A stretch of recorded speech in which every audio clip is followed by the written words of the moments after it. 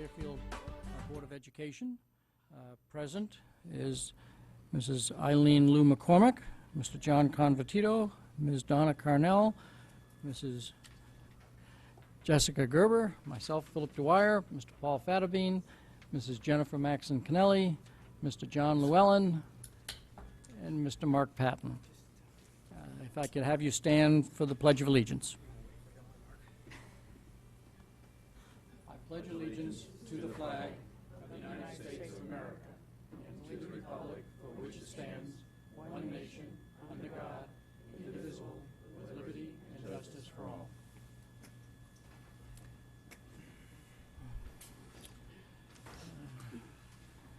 So we make budget decisions throughout the year as we vote contracts and other decisions. In December, we talk about the health and pension. We receive the formal presentation of the budget at the first meeting in January, and at the second meeting of January, we talked about the information in the PowerPoint and historical and income and food services and some of the supplementary material and kind of the first half or two-thirds of the executive summary. We're picking up where we left off at page 43 of the executive summary and go through the balance of those, which are the smaller accounts, so we should be able to get through those 8 pages or so, and then move on to the sections labeled Budget by Object, which is pages 53 to 107, and then Budget by School, 109 to 121.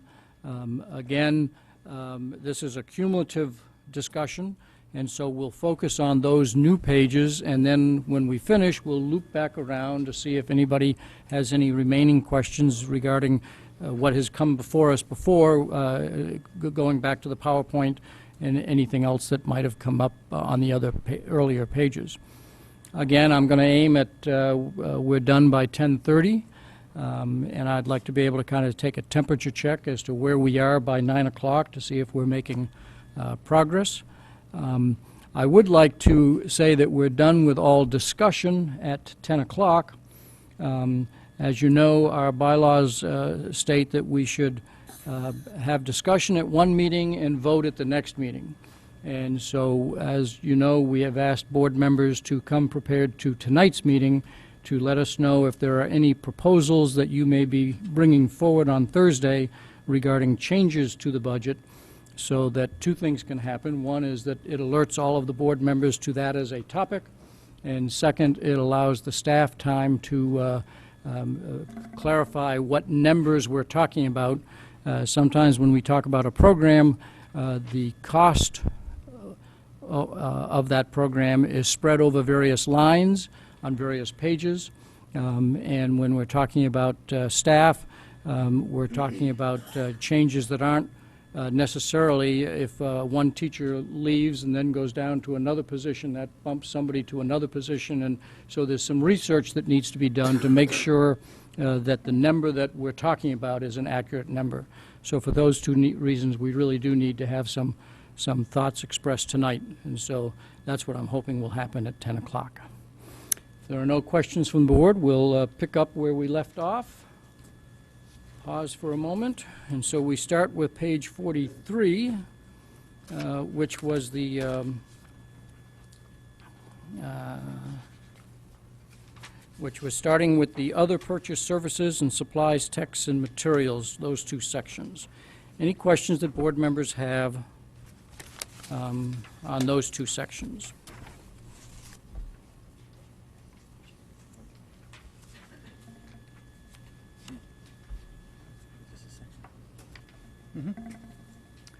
Mr. Patton, followed by Mr. Fatterbean.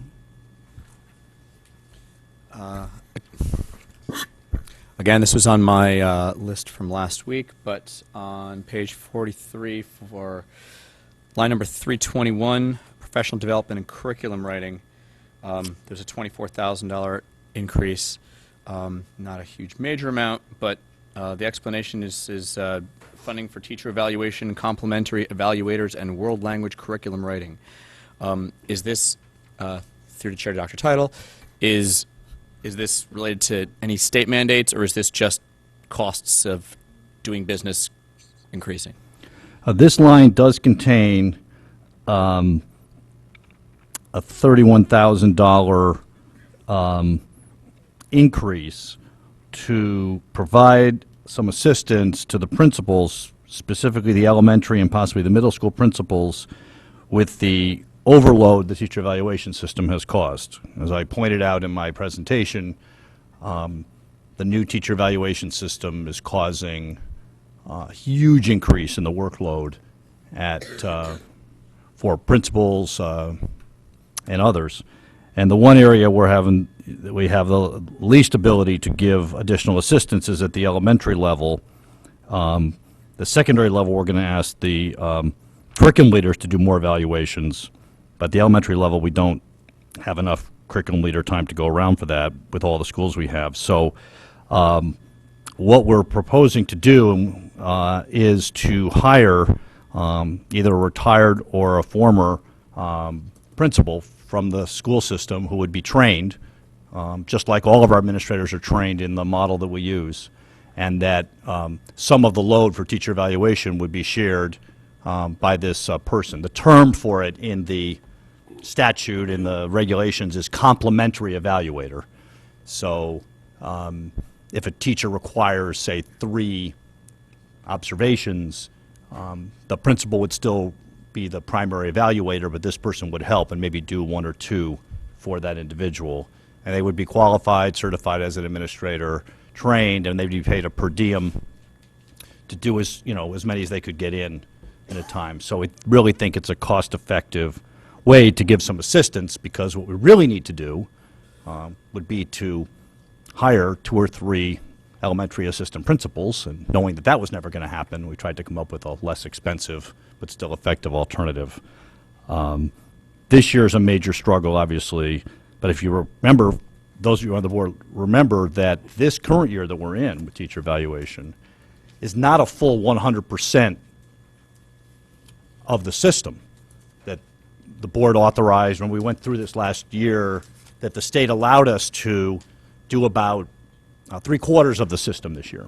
Next year, 100% will be under the system, and it's a huge increase. And so this, I thought, would be, and the principals thought this would be an effective way to do it. So that really accounts for the majority of that increase. The rest of that is detailed later in the budget in the support section by subject and grade level.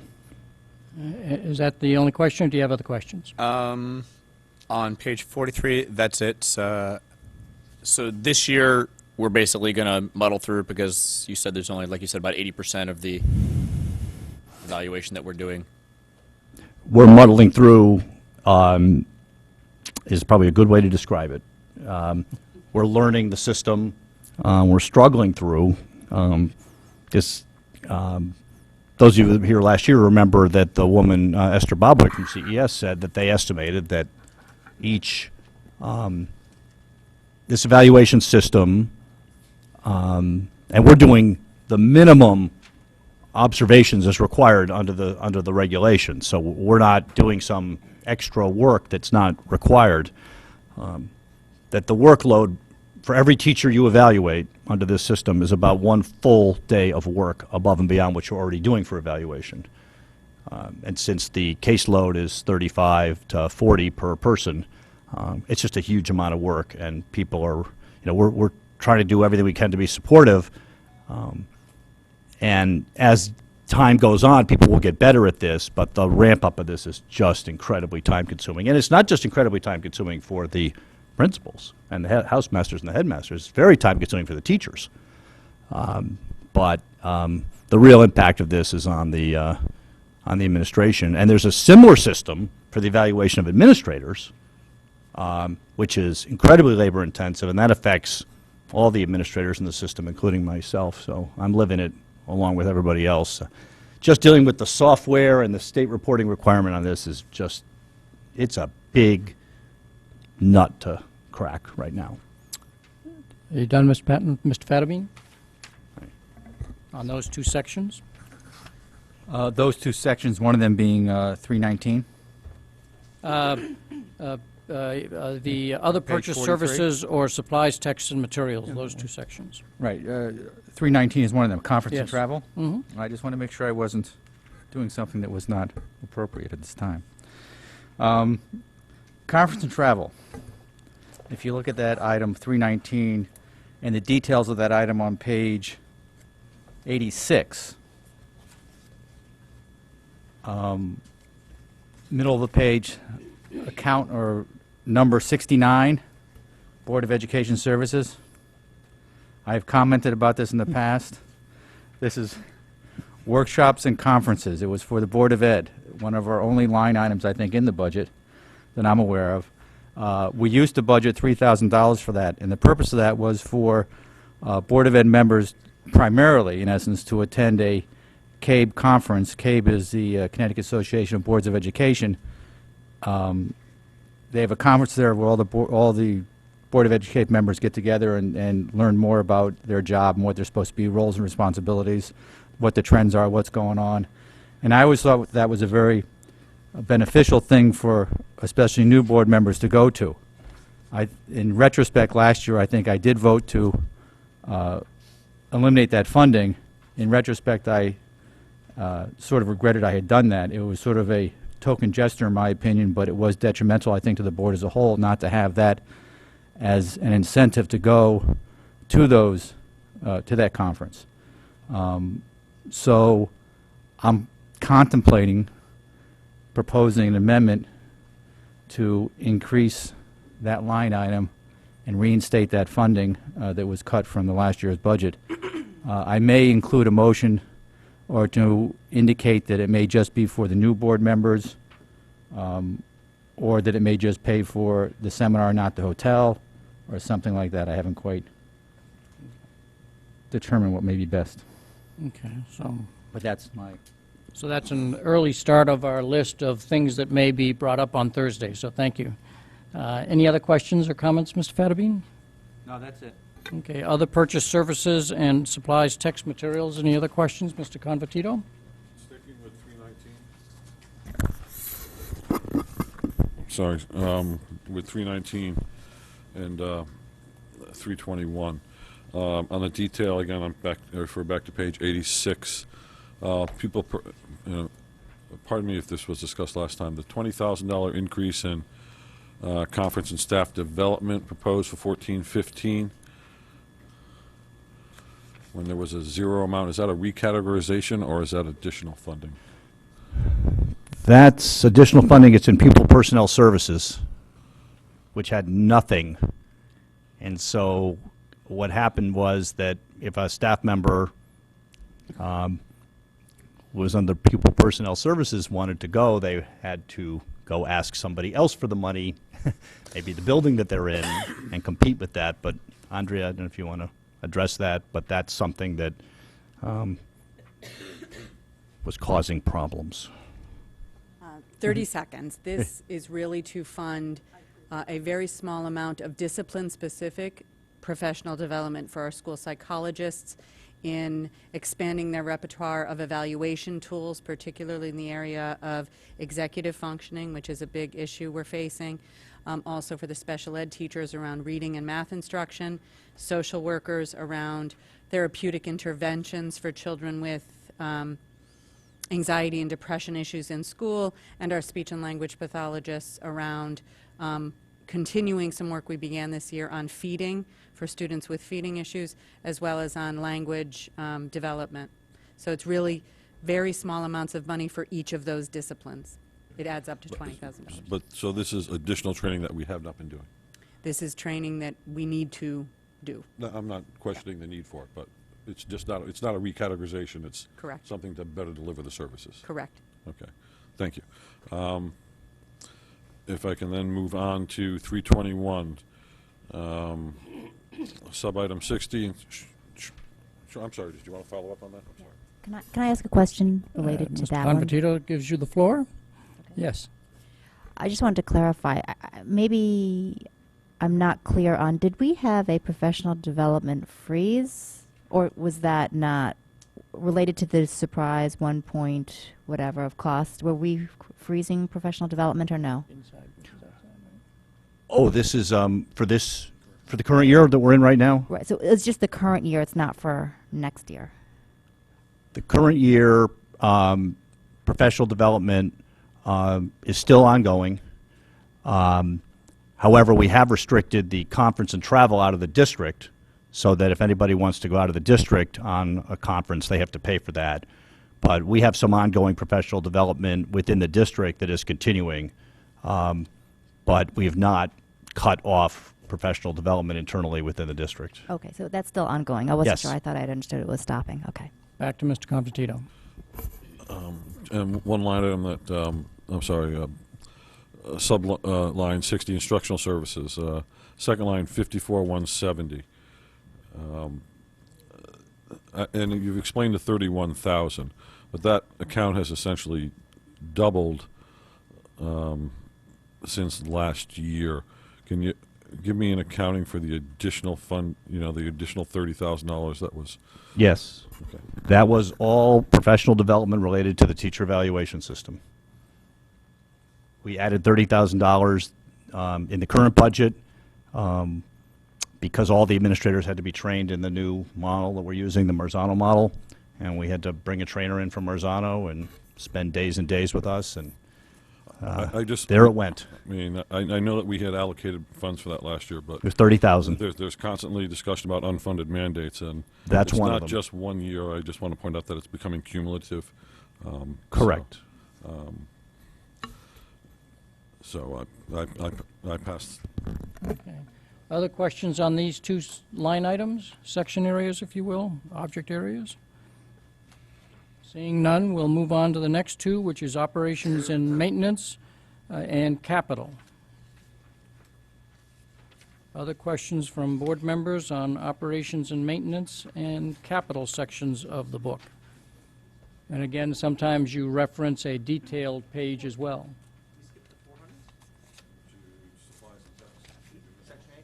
Well, those were the two sections I asked, and nobody said anything about supplies and text.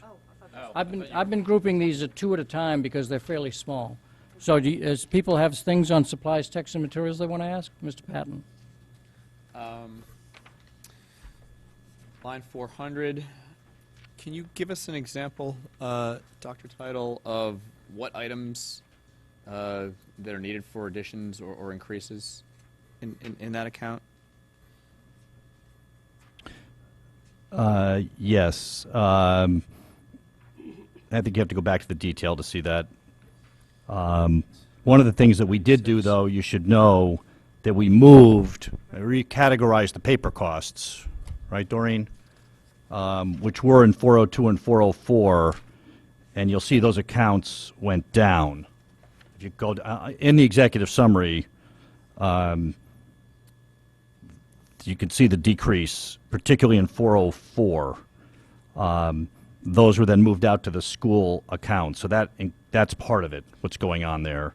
And then a lot of that is individual principals using their allocations in whichever manner they feel best.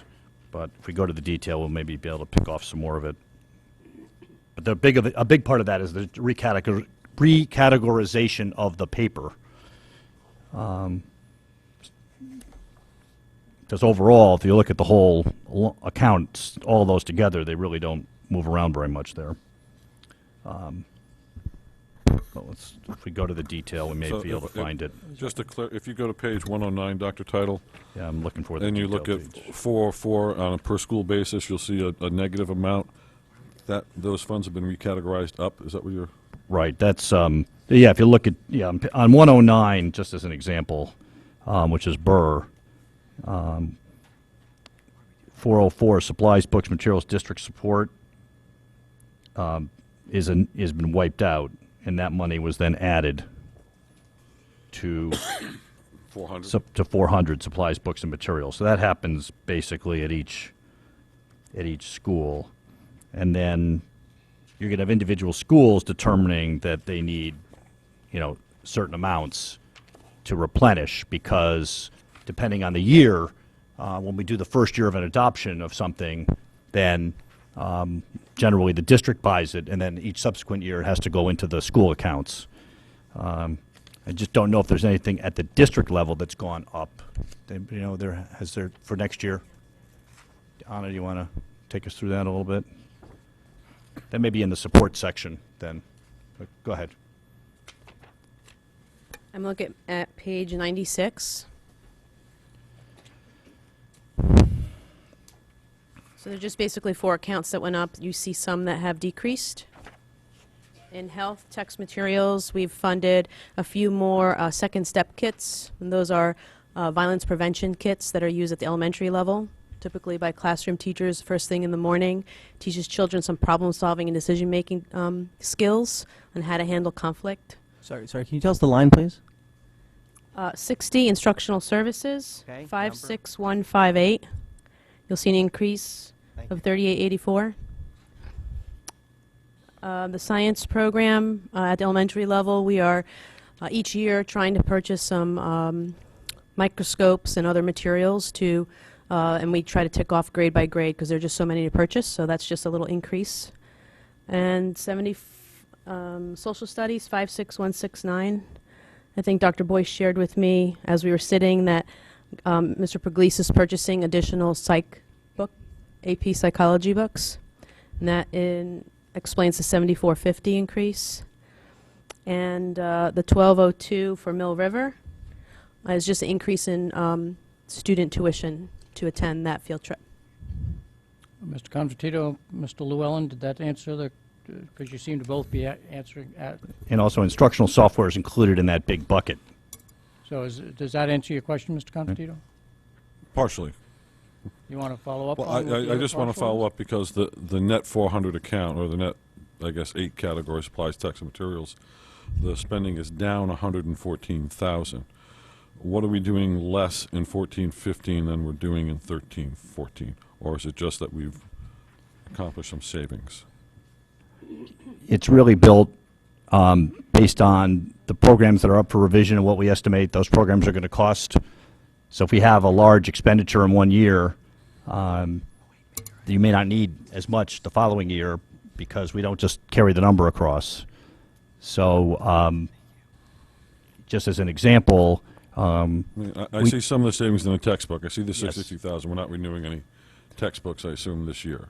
well, there's some, but There's there's some, not but as not the much. So volume. just as an example, under math, we had in the middle school math last year and high school through, was grades 6, 7, 8, 9, and 10. It was a lot of courses. And so that was more expensive than what we're doing in math going forward, which are fewer courses and fewer kids taking them. So we're still renewing the math at the high school that's coming your way next month.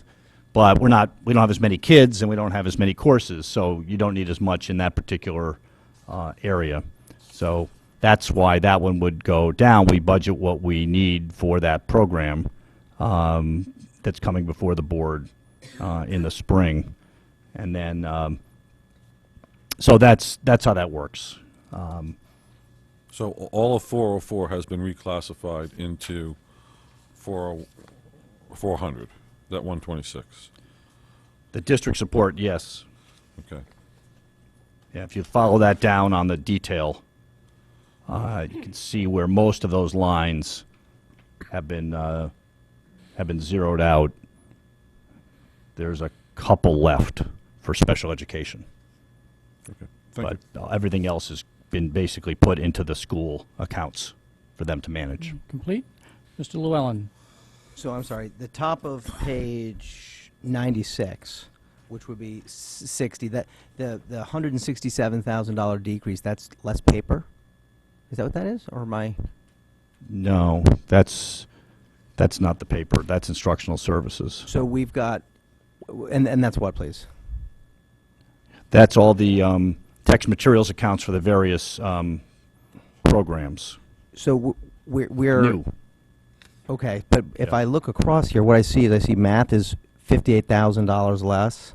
I see that world language is $42,000 less. We're buying less text in language arts for $64,000, and we're saving money on art supplies as well. So I thought we were looking at a new curriculum for language arts next year in the high school. Am I reading this We, incorrectly? yeah, we are, and there's Okay. there's a even more detail about maybe a better place to look at it is on page 148.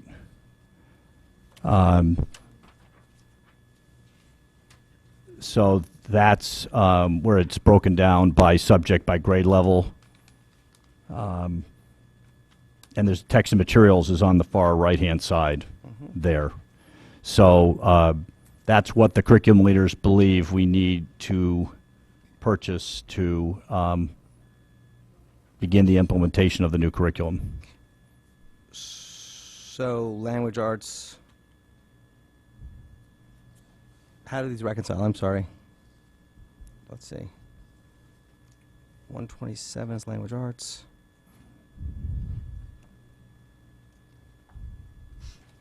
Oh, 117, got it. Okay, Dr. Boyce, do you want to talk to some of this? I guess it's concerning to me that though that we're dropping our spend on textbooks. What are we going to be doing instead? Good.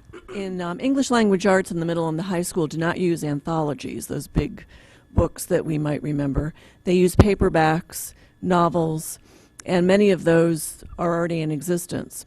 So it's not a matter of replacing a with totally new books in order to implement the curriculum. Will we be buying grammar books and implementing those since we've been missing those for years?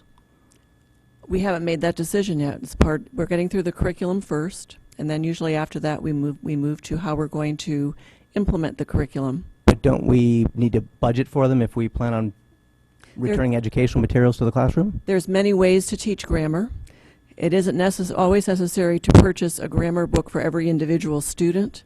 There's also teacher resources we can use that allow the teachers to deliver lessons related to grammar. It doesn't require that every student have a grammar book. And that's what the teachers are debating at this point. I'd be interested in joining that debate. Thank you. Are you done, Mr. Llewellyn? Yep, for now, thanks. Any other questions on supplies, texts, and materials? Ms. Carnell, just cost me $1. When you say not every student, if I understand you correctly, needs a textbook, I'm not sure I understand, so maybe you can just explain it in a little more detail. Teachers can teach grammar in a variety of ways. One way is to teach it within the context of writing through editing. Teachers can give students examples, stand in front of the classroom and discuss examples without every student looking at a textbook. And some of the materials we have available to us are actually lessons that teachers can deliver to students with direct instruction and student follow-up aligned to the curriculum as we're revising it. That might be students working at their seats, doing writing at their seats, but doesn't necessarily require a textbook. You'll have a chance at this when we do the curriculum. But at the same time, you know, you're getting into basically philosophizing on how you think we should teach, right? Maybe. Ms. Carnell, do you And have a that's what follow-up? we're supposed to do. So it's sort of way beyond where we are right now, but the language arts curriculum and the associated resources with it will be up for a whole discussion with the board coming up in April. and May. You have a So follow-up, the Ms. topic Carnell. has lots of legs left. Last question is, I guess, how is it decided which students would get books? Is it a particular class and then one class wouldn't? Or I'm just trying to follow. I'm not sure I understand your question. Well, I'm not sure I understand your answer. What I'm trying to say is, if class 3A would get books and class 3B wouldn't get books, or they would be shared? We would follow the same instructional model for all of the students and all the grades and all of the schools. So if we were not using a particular grammar workbook, if we were teaching grammar in another way, all students would be receiving instruction in that way. Thank you. Mrs. Lou McCormick. So just out of, edifying me, so right now, how are we doing grammar? We don't use textbooks, correct? And we're doing the method of through writing correction, as you just described? Is that what our current process is? Teachers do some direct instruction, and teachers also correct and edit students' writing in order to teach grammar, teaching grammar in context. As we discussed, I think you were at the focus group the last time, the Connecticut framework, which is our current curriculum, is not as structured as the Common Core in terms of the teaching of grammar usage and mechanics. And so one of the things this new curriculum will allow us to do is tighten up the expectations for the teaching of grammar and mechanics by grade level, and that doesn't currently exist in the current curriculum, which is the way the Connecticut frameworks were written. So I'm just wondering, as part of this current budget, have you Mrs. Lou actually... McCormick, we need to make sure we stay on the budget About aspect the of budget. this. That's Yeah, what I'm asking please. about the budget. Yeah. So are we reserving funds in the event that you decide to go the route of textbooks for grammar? Is there sufficient funds in this allocation to do that, since you haven't decided yet? We have funds, yes, and the textbook supplies to do that, but the decision hasn't been made yet. I just want to make sure if you make the decision later but we don't have the funds, then that kind of defeats the whole thing. So have you allocated funds in the event that I think you she wanted- answered yes, that she Yes. could do it if they chose to. Any other questions on supplies, texts, and materials? Any other questions on supplies, texts, and materials? Then we're on to operations and maintenance of buildings. Questions on operations and maintenance of buildings? Tom, this is your chance right here. No. Yeah. Wait, I just want Mrs. Luma, Donna, are you ready, or? Is this 501? Is this relevant? Or am I on the wrong page? Page 47. Oh, so we're not there yet. Why don't we start in the detail? Page 47. Just let's finish the executive summary, and then we can go into the detail. We've been picking up pages from the detail as it relates to a question we may have, but do we have any questions on the operations and maintenance of buildings, section 9, which is page 47? Mr. Convertito. Just more information on it as anything else. Line 313, excuse me, which is the maintenance facility. I know we had some discussion about that lease renewal and so forth. How many years we have left on that lease, and are we looking to move out of there, or Which lease? the one on Meadow Street? 418 Meadow. 418 Meadow was just recently renewed. Last year, we went through all the town bodies and got a 3-year contract. So we're in year 1 of it right now. 2 more years to go. Right now, and that was a fairly exhaustive search. If you might recall, the town fathers asked us to do quite a bit of research into alternate spots for that, and the conclusion was that that was not only the best spot, but the rent we were paying was fair market value, so we stayed with it, and the towns approved it. Is most of that increase driven by the lease increase? That 312,000? Or is there additional repairs? No, that wouldn't be it. The lease payments have not changed. Those are known. We'd have to go back to the detail to pick up where those are. So, Okay. You're looking for kind of a broad explanation of On the the 312,000? Right. yeah, so if you want to, Tom, you want to come on up? This is your chance to shine. But I think we need to go back to the detail, Yeah. back and forth on that. So there were several accounts that went up there. Go ahead, Tom. The detail for all the maintenance services are on page 80, 81, and 82. Well, one of the biggest ones, I have it tagged. I should have known this was coming. On page 82, there's a $60,000 increase for hazardous materials projects. Did everybody see that one? But the lease you were talking about, Yeah, I'm on the other thing. I moved on to PCBs. okay. So I'll let you do another one, but this one just struck me while you were thinking. Every once in a while, the brain cells reconnect up there, and I re-engage. So you remember from the PCB work at Osborne Hill that we had a study done, quite an extensive study done by a consulting firm who came out with a list of school by school what needed to be done to address the risks in each of the schools. And they categorized the risk as either low or medium. There were no high risk areas. And this year's budget, we were able to start the 2 that were the most pressing, and all the rest of them are scheduled for next year. So this represents the amount to do the rest of what the consultants said we should do in all the schools. I don't want to belabor this, but So that's a big part of it. the rest of that increase is scheduled out on page 157? Is that? Tom?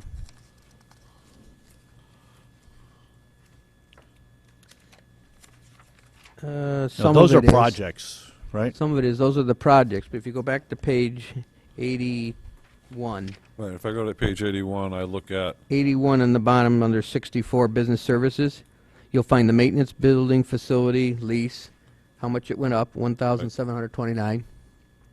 And then all the other ones that went up or down that are part of that $300,000 you mentioned. The big items in there are playground maintenance, over on page 82, Yep. which we Fire protection. fire protection, paving, plumbing. Some of these are accounts we've just always overexpended, and we need to catch them up, and others we've just not maintained these playgrounds and so forth as we should have, and paving, and we need to catch up. right, so if I start at 313 on page 80, maintenance services, Burr, major maintenance projects, 44,500, and I go to page 157, okay, Yep, it should tie into that. it should tie in, right? Yep, those are the Right, projects. So Burr Elementary School's getting 44,000, an intercom system, stage dividing wall, right? Correct. So that's all in 313. All right, I got one issue with you, and I hate to belabor this, but I'm going to do it again, okay? Fairfield Woods, we haven't accepted that building yet. Is that correct as a board? Correct. Correct. Okay. The HVAC sound screen, which is the result of the new mechanicals put on because of the building project. Is that correct? Correct. Is there any money left in that building fund? No. They're over.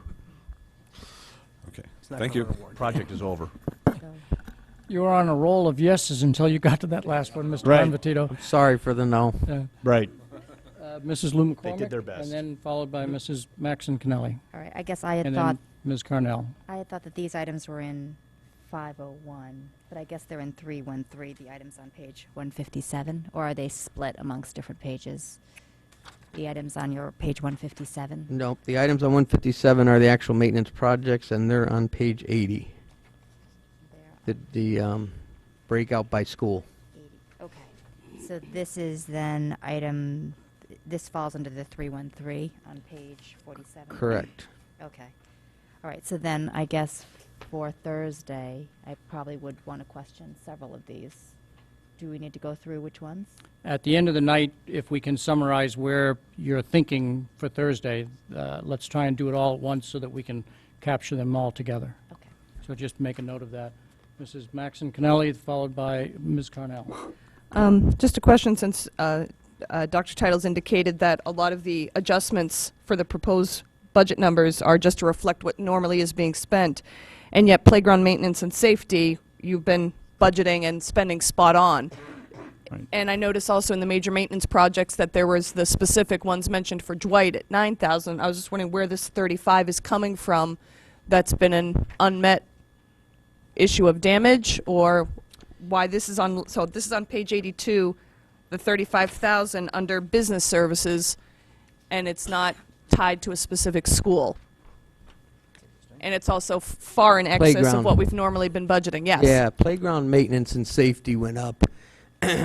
When we did an inspection this past year, the company said that you can't continue to just keep adding wood fiber to the base of all the playgrounds. There's supposed to be 18 inches of wood fiber for the children not to get hurt if they fall. It starts to degrade and turn into mulch and turn into a dark dirt that mixes in with the soil, and you start to deplete your 18-inch barrier, and you can't just keep adding wood chips and adding wood chips 10, 15 years. He said that you need to start thinking about digging that out and get down to regular soil and then put in the new wood fiber chips. So we put extra money in here to start looking at all the playgrounds that had wood fiber chips to see if we can go back, dig them out, and replenish them properly. Does that mean the kids will have a larger wood chip pile to play on for a while, or?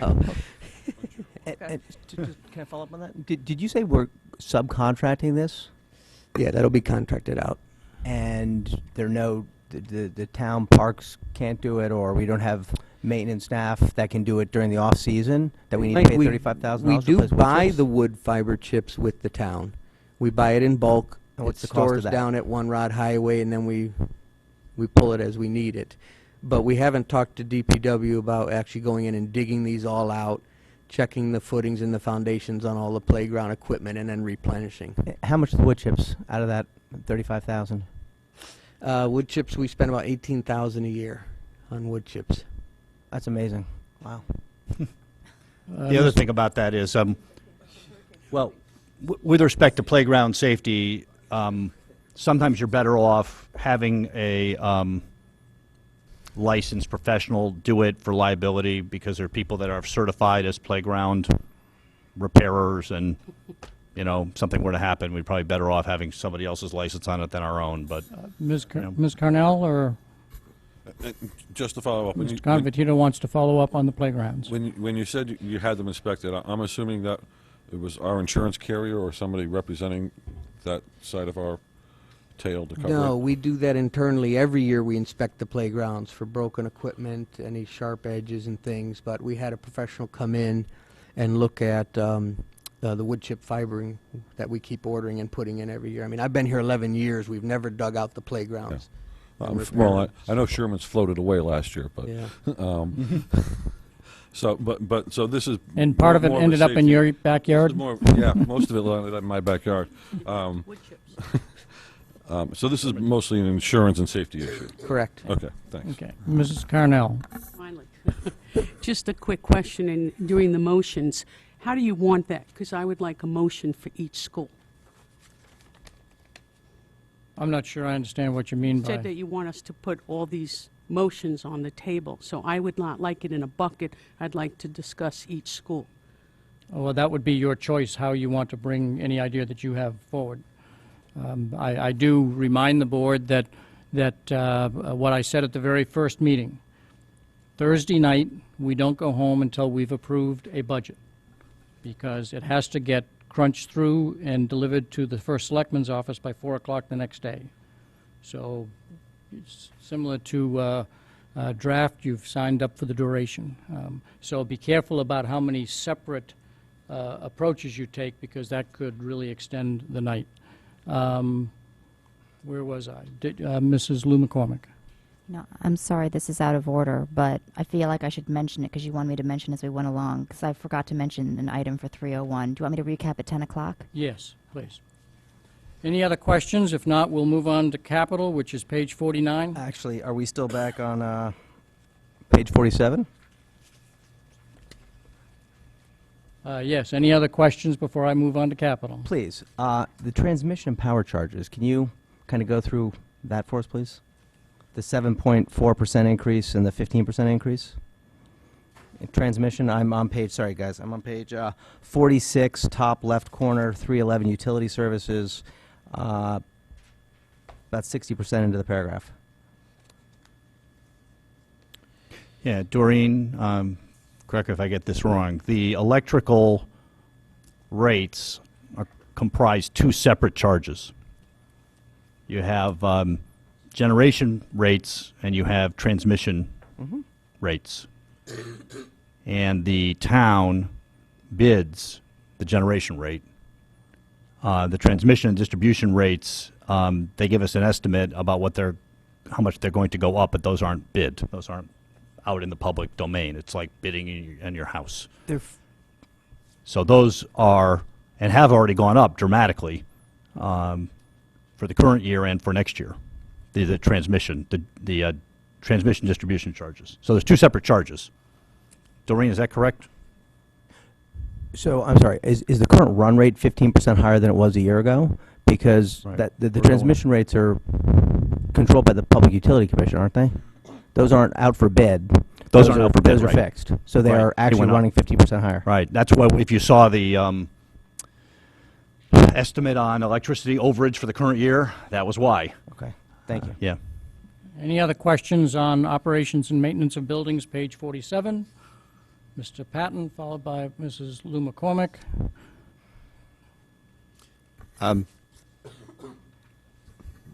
I may be wrong, and I've got to check through my notes to see if this is in a different spot, but where Is maintenance services where the school security increases are? What number is that? You're talking about the additional 130,000? 160,000. 60,000, yeah. 160,000? No, that It's was not, back right? in a prior area. Because I think that came up in the last meeting that we had. That's what I thought. I was just going through my notes and I'm going, okay, I think we Yeah. covered that. It's but in school security expenses, item 309. It's on page 39. That's what it is. Okay. Thank you. Page 77. The details on 77. Right. I mean, there's no more detail Did than you have that. your hand raised, Ms. Little McCormick? And then Mr. Convertito. I had a question for Mr. Collin. Regarding the Burr intercom system. If you could speak into the microphone. Yeah, I'm trying. Yeah. Regarding the Burr intercom system, I'm just wondering, what was the rationale for redoing it aside, because it's still functional, correct? Yes. And so can you just review for me what the impetus is to redo it before there's actually any problems? Well, there are problems. I mean, it's working, but there's problems. On page 158, we gave the detail Yeah. on it being a system that no longer is supported by the manufacturer. Right. The repair and replacement parts aren't readily available. So as things happen to it, there's a lot of things we're not able to purchase readily and make repairs. But it's still operational right now. Yes. So this is kind of just heading off something that could happen in the future. Before it happens, you'd like to replace it. Yes, but I know there's areas where we're having trouble throughout the school. Thank you. Are they- Anybody else? Mr. Convertito. Yeah, through the chair, and I guess maybe to Ms. Munsell. 311,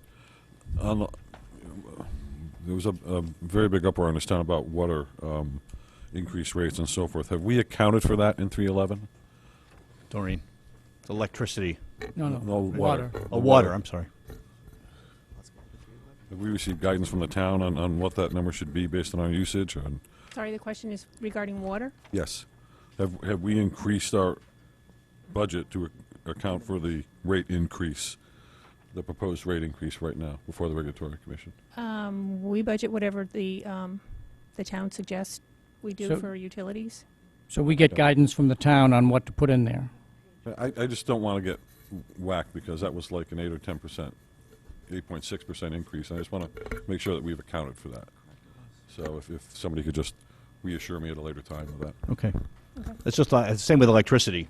Yeah. Yeah, they project what The only reason I asked is because you spelled it out under electricity, but there was no detail under water. I underwater, just wanna right. make sure And that was a big controversy, if I Yeah. remember correctly, the Aquarian water rate increase that they wanted. I think it got beaten back quite a bit, so it's not as bad as it could have been. Right. Are we moving on, or are we stuck on these 2 pages for a long time? Mrs. I just want Maxine to clarify, because it's been brought up now by a couple of board members. In terms of the details of those maintenance projects, we're getting to that, we will get to that later where we could look specifically at that in greater detail. Do it now. Or if we have any maintenance questions, we should bring it up now. Board members have been referencing the detail when they get to a subject area, and I think Mr. Convertito went through various pages that said, how does it back up the extra 312,000? So if you have further clarification that you need, might as well bring it up now.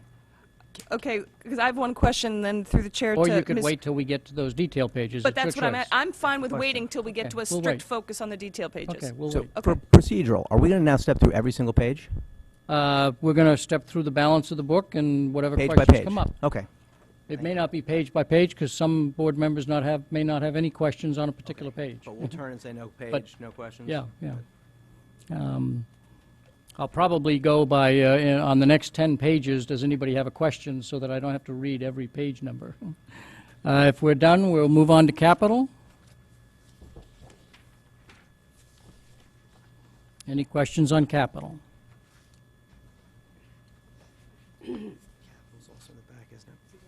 Mrs. Lou McCormick. So I'm not sure if, I think this is technology, the capital outlay. My question is on this installation of multimedia projectors in elementary schools. Is this just projectors, or is this also the smart boards?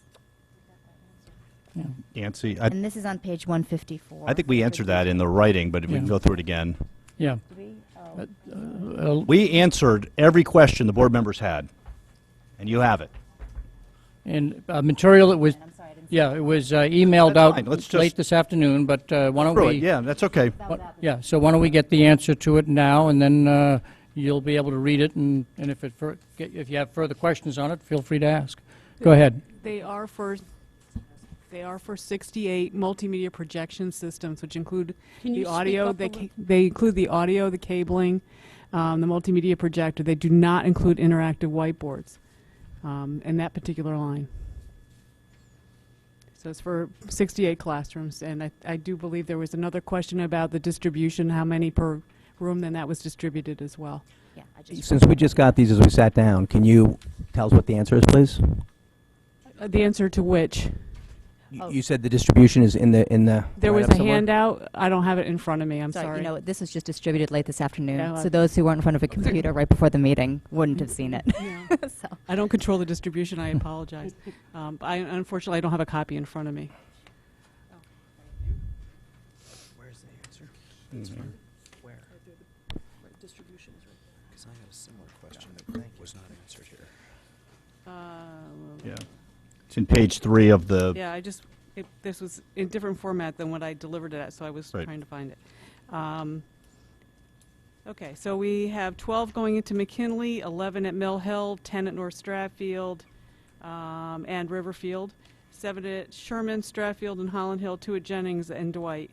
Burr and Osborne Hill are complete, and that's where we're at. And it's a moving target because we do still have PTA's funding projection systems in some of the schools through PTA grants. They've been very generous about moving this project forward. We had hoped to have this completed 3 years ago. And these are used for primarily what? Is it like for movie projection and? It's basically projecting anything the teacher may run on the computer. It could be streaming video clips. It could be research. It could be smartboard lessons if they do have a smartboard in their classroom. Pretty much the gamut of anything you can imagine could be projected. And this is to contemplate also kindergarten and first grade classrooms? Yes, it covers all academic classrooms. Okay, Mr. Convertito. Yeah, I just, and these are smartboard compatible units, right? They Right. can be added, so smart technology can Yep. be added. And this is also the line item, again, through the chair to Dr. Title, if you could refresh your memory. Is this the line item we cut last year by about $170,000? yes. Thank you. Ms. Carnell. I'm sorry, I couldn't hear you. You said this has been on hold for how long? I think the original 3-year technology plan that came out in 2009 called for these projectors to have been installed by 2011.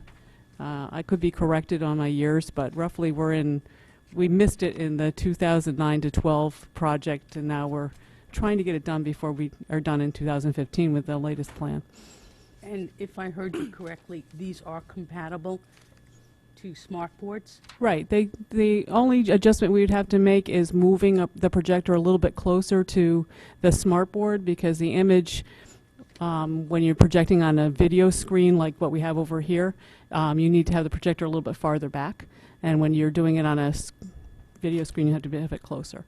So would that be another cost incurred if we switch to smart It would be board? very nominal, and we would make sure that as we cable them, that there's enough slack cable, if necessary, to take care of it. Great, thank you. Mr. Patton, followed by Ms. Lou McCormick.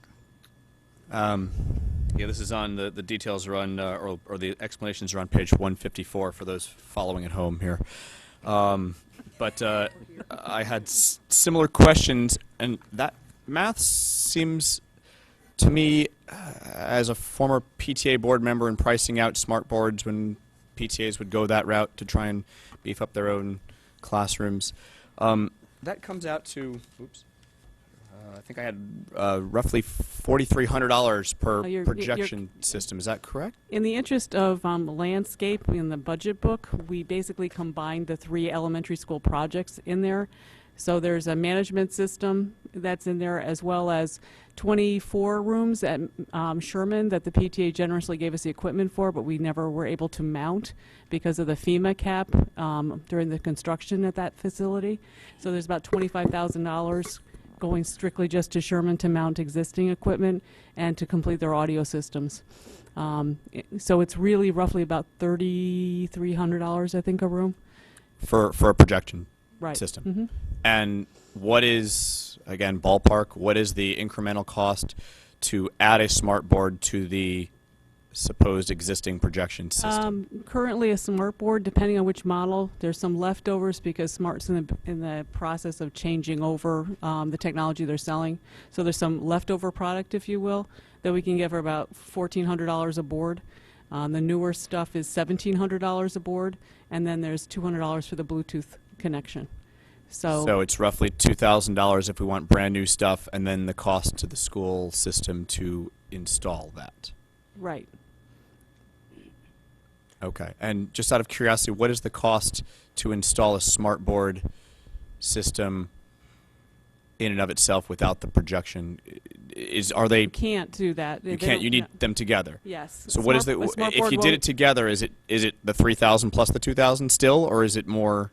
Well, the numbers I'm quoting are based on the bid that we have, well, the quote we have under state contract pricing for the 68 rooms. So the labor is divided up between the different schools because you get sort of a bang for your buck. You don't have to send the same technician out for one.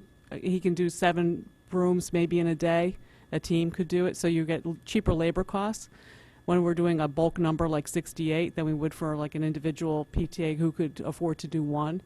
So there's some variation on the theme with that, but there's no real discounting as far as the cost of the equipment itself is concerned. So buying the two pieces separately versus buying them together as one shot, the way it, I guess, would normally have been done in the past, is not a big deal. Yeah, no. I mean, we might save $100 on the labor cost because we wouldn't have to send somebody out a second time to install the board, but that's about all. And you said that the projector would have to be moved.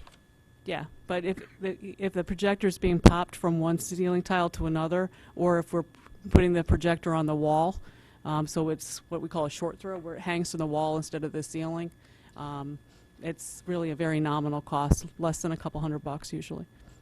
Okay. Mr. Fattabine? Or did I skip in? Okay, Mr. Fattabine. All right. In the description here on page 154, about 2 lines down, it says, this request includes the district's request for tablet devices for students at all levels. Could you give me an estimate as to the number of tablet devices as well as what the intended use of those tablet devices are? Sure. The state of Connecticut came out with what they call the SBAC grant. I gave you the full title in the narrative here. It's about 975 tablets. The intent was to put a cart of tablets at each elementary school, approximately 25 per school, and then to make sure that every math class in grades 6 through 12 would have access to tablets as well. The intent was to give the students more access to technology in preparation for testing and assessment as well as instruction. We're very concerned about the online testing and our ability to prep the kids ahead of the testing, get them familiar with taking online assessments, as well as making sure that we can continue instruction while some students are testing, other students can still be trained in the curriculum. And that was what we put forward to the state, and they approved it. All right, so these tablets would stay within the district grounds. They're not assigned for the students to No, these were. take out. That is not the intent. The intent is to have them shared. Yes. Within the school. Right. Mm-hmm. The SBAC testing that we're going to do for the first time this spring is going to tie up a huge amount of computing facility in the school. And while all that's tied up, if we don't have alternate accessibility, then other students are not going to be able to access that. So we're also concerned about being able to get all the testing in the labs that we have that are existing. So it could be that we're going to need to do some testing with some portable devices. So, and the state came out with guidelines for this and specs for this in order to qualify for the grant. So this is this was a competitive grant that Nancy wrote that she got for the district that the state is paying 27.5% of the cost of this particular project, and the district has to match the difference. Any other questions on capital? Yeah, I've Mr. actually got a follow-up to that. So Llewellyn. can they test on the tablets, or are these alternate devices and they're going to be testing on something else? They can test on the tablets, can. but the list of what devices work or don't work keeps being modified. I'm sure. So we will make sure in July when we get ready to buy, with your Right. generosity, if it gets through the boards, to make sure that, yes, they can do that. If it gets through the Board of Selectmen, the Board That's of what I said. Finance. I said plural. And the RTM, correct. The technology requirements of this are evolving. Yeah. And I think the plan this spring is to not use any tablets for testing, That's correct. right? Okay. Just the desktops. But ultimately, we think we're going to be able to use the tablets, but that's still, they change this every 2 weeks. Well, But and then- we and know then- we're going to need the extra computing. Mr. Convertito, followed by Ms. Maxon Connelly. Mrs. Just to follow up, so when I look at that schedule that starts on page 154, the 400,798, is that net of the grant? Yes. Yes. Okay. And then if you drop down. But with that grant, we have to use the state-approved vendor list? We can't go out to bid on those? Oh, no, we can go out to bid, we can use all the Board of Finance approved methodologies to acquire them. Okay. and That's a base, this is a baseline? that was our best guess, because when we buy things in July, we don't even know what tablets will be available and what the market price of those would be at that time. Okay. I just want to make sure that we're not being backed into a corner by the state to accept a vendor that may or may not be what you want. No. Okay. No. Okay. Mrs. Maxon Connelly. On that same page, under the installation of multimedia projectors, when you reference the 68 classrooms, so this will now, in terms of equitable educational opportunity, this is now going to equalize it across all elementary schools. So this is kind of a strategic decision of, let's get them equal, at least with these projectors connected to the computers, as opposed to holding out for a smart board in every classroom. This at least gets them all on this kind of a level playing field with the smart boards to be aspired to. That's been the plan district-wide since 2009. Are we done with capital? And we'll move on to the last item, which is dues and fees. It's only a $1,770 increase that is further detailed in the other sections, so with the board's permission, I'll skip through that, and we're on to the budget detail by object. And the first 10 pages are pages 53 to 63. I saw that Mark had a question, but I didn't recognize him, you might have noticed. Point of order, Mr. Chair. What's that? Yeah, that line item will be further detailed as we go through these pages, but you have a question? I'll wait. Okay, thank you. Questions on pages 53 to 63 of the detail. Questions on pages 53 to 63 of the detail. Again, I don't want to have to call out every page number, so that's why I'm kind of grouping them in the 10-page segments. We're up to page. 53 to 63. Oh, hold on, that's slow. Any questions on the line items in those 10 pages? Again, we have been cross-referencing this as we go, so some of your questions may have already been answered, but we still want to go through the book. So Mr. any Llewellyn. changes to, this section, for everyone else's benefit, is effectively teachers and administrators? This is, why don't you explain to everyone what this is? Dr. Well, it's, Title? we're in the staffing area. Yeah. It's teachers, administrators, secretary clerical, and paraprofessionals. We're still in the staffing arena here. So if there are proposed changes for Thursday now is when we talk about these here? We're going to go through for questions on these pages now, and then hopefully we'll be done by 9:30, 9:45, and then we will go through a summary of the board to say, okay, what changes do you want to make so that we can all put them out at the same time? I think it'll be a little bit more efficient for all of us to talk about the changes we want, rather than a change is mentioned, then we go back to the Q&A format, and then another change to capture them all correctly. Very good. Thank you. Questions of fact on pages 53 to 63? Anything on questions of fact on those 10 pages? Just one clarification, Mr. Chair. Wait a second, Ms. Carnell, and then followed by Mr. Convertito. Mine was a clarification as well. let's, page 53, let's pick on Mill Hill for 1 second, just as an example. Number 20. So it says the teachers have gone down 24,000 and change, but then the gifted teachers have gone up, if I'm reading this correctly. I'm sorry, I can't. I think because you went down in the number of FTE. If Right, so what I'm trying to understand. Page, please. Oh, Page 53. Number 20, I'm just using Mill Hill as an example.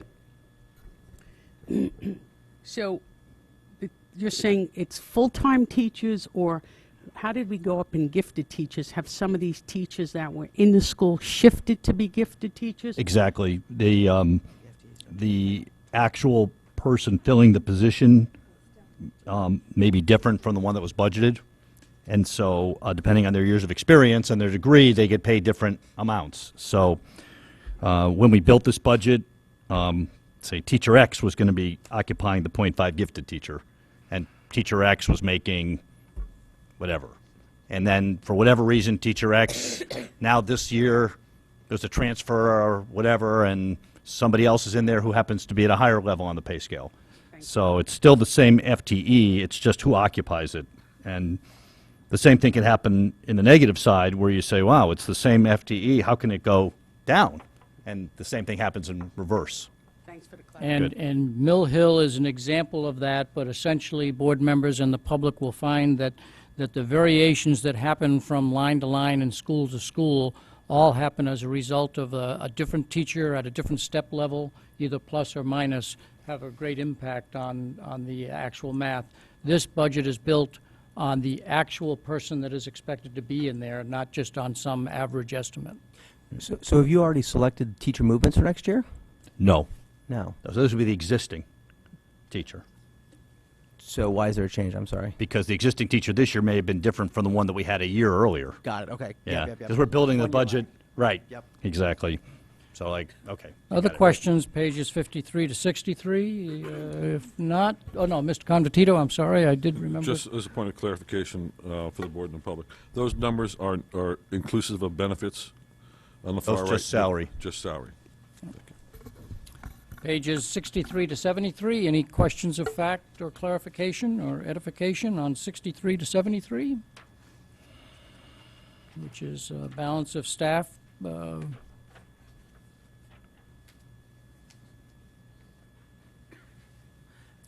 of the staff. Mr. Llewellyn? Yes, just a clarification on what was talked about the other day, the line 113. Page?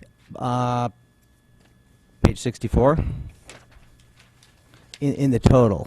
So this is where we talked about the other day, where the total is going from 149 to 158.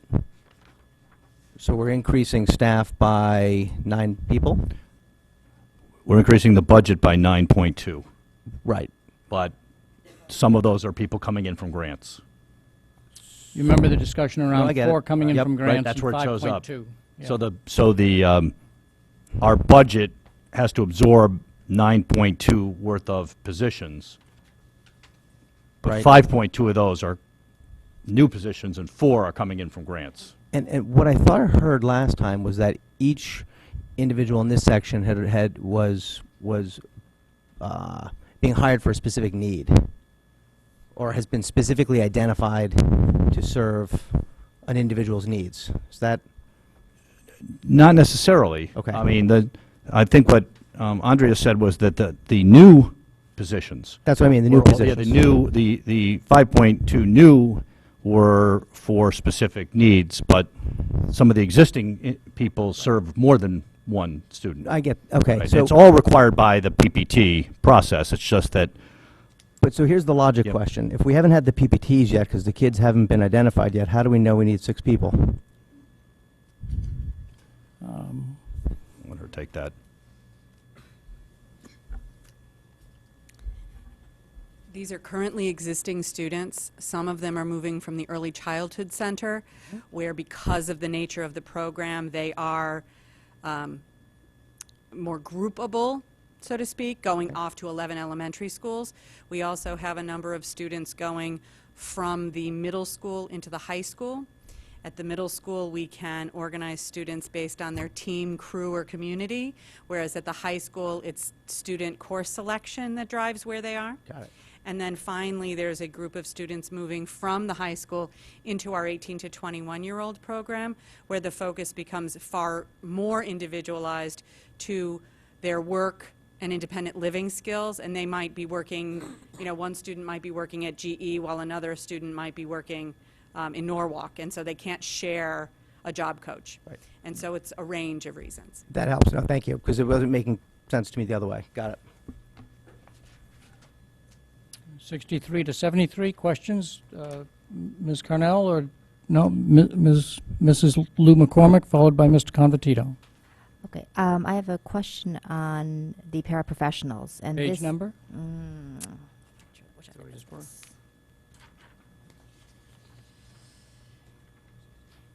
It's not really regarding a specific line item, as I just wanted a clarification of Please ask. the response. Okay. So I know it says the details are found on page 63 to 64 regarding paraprofessionals. It says that of the 194.4 paraprofessionals that the district has, 132 and a half are they PPT required? Andrea, all the services are required by the PPT, right? So therefore, they're all required. Yes, all the services are required by the PPT. However, what you might see, for example, you might have a student who who has significant physical disabilities, for example, and requires a full-time 1.0 personal care assistant. So they have someone with them all day, every day to manage, to really be their body for them so that they can access a number of things within the community. You might also have a student who requires support, paraprofessional support during transitions between classes. So who needs some support getting from one place to the other. And so their IEP, the PPT might recommend that they need support during transitions. So it wouldn't necessarily list an FTE, an amount of a person, but you would organize the use of your paras to cover those children during transitions, versus a child who might have a PPT recommend that they need 1.0 person with them from getting off the bus to getting on the bus. Well, the only thing that strikes me is that we have almost 200 paraprofessionals. That's a huge number, and maybe not relative to our population. I don't know. It sounds like a big number for a single population. And it says 132.5 FTEs are SPED. So are they required, or are they not all required? I would suggest to you that they are required. I mean, are but they they're- written in the PPT that they are formally required, or are some of these kind of discretionary that you're just, of your opinion, you'd like to assign that? They're not discretionary. These are based on the individual needs of students. The range of need of the student may be very different. Okay, so these are required. They're all These are required. required, PPTs. Okay, yes. then of the balance, this doesn't go to you then. Okay. Then the balance, the 61.9 FTEs that are regular, how are those paras, how are they disseminated? What are the functions of them? Are they assigned primarily to kindergarten classrooms, first grade classrooms, or kind of what is the function of the other 62? They're in a whole lot of different places. Right, that's why I had to ask the question, because it was very kind of all over the place. Yeah. So you've got some of it is detailed in the pages here. So you've got library paraprofessionals, and they're listed out in the various schools where they are, and you can see them in every school where we have the staffing by school. You can see where they're allocated, which is it's not 139. It's the staff Each- by right. school, but it's not the one with all the money. They are shown in the budget book by object, but there's a support page in the back of the book that also describes Yeah. their allocation. Hold on. I'll find them. Right, so They're in a there's- variety of places. We do have One. some who are not assigned to specific classrooms at the elementary level. They're used at the discretion of the principal, depending on the needs. That was part of the elementary staffing model. There was a formula for that. I'm trying to find the, I'm page just where wondering if just, the paras have the assignment of, say, supplementing kindergarten classrooms specifically. they're not specifically in kindergarten. There used to be the so-called kindergarten para allocation, where every kindergarten classroom received, I forget, was some fraction of a paraprofessional. We moved away from that when we changed our staffing model to each school receives an allocation of paraprofessionals based on the number of sections of that they have in their school. And then the principal assigns those paraprofessionals where they're needed. If they're needed in kindergarten, because kindergartens are a little bit on the large side, then the principal will put them in the kindergarten. If the principal needs them in second grade, because the second grades are large, they might go there. So there's flexibility for the principal. And when you look at the staffing by school, you can see how many there are in each school that are regular education paraprofessionals. So it's just kind of a floating assist body at the various schools. There's not like a particular role for the paraprofessionals. Go ahead. I'm going to find the page with the staffing on it while you answer. I wouldn't describe it as a floating body and assistance. I think it's very purposeful. Each principal has a very specific idea of what student needs are in his or her building, particularly by grade level and classroom. So you would not walk into a paraprofessional would not walk in any given day and say, so what am I doing today? It would be very specific. There's a schedule set out. There are push-in supports, primarily push-in, with one-on-one or small groups of students. So I'm it's just wondering what very- their duties are, that's it. Yeah, very instructionally based supports in reading, writing, mathematics primarily. Oh, so they help the instruction within the classroom. They do. Yeah, with But that's with the primary students. function of the paras within the classroom. Yes. Okay. Any further questions on these sections, these pages? Mr. Convertito. We're on pages 63 to 73 at the moment. Just in general again, history.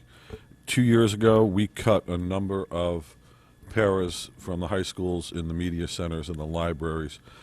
We have yet to restore those. Correct. That's correct, right? That's correct. We did restore a part-time clerical position in each high school this year, a 19-and-a-half-hour position to allow the high school libraries to stay open after hours and to do a little help in the computer labs. But we did cut a number of these positions, and they, for the most part, have not come back. Okay. And just to piggyback that, rolling back to 503 technology, in which we have additional computers being installed at the two high schools for more access, is there truly going to be more access without additional staffing? Well, if it's or do we need to provide for that now, is my question. Well, and I know we're not looking to add, but Right. I'm looking to deliver the best program that we can. Right, and we have, now we do have media techs, you know, specifically, and the high schools each have one. And we have streamlined the tech support to more of a help desk model, and we've distributed people differently. We did take a sizable cut 3 years ago in that department.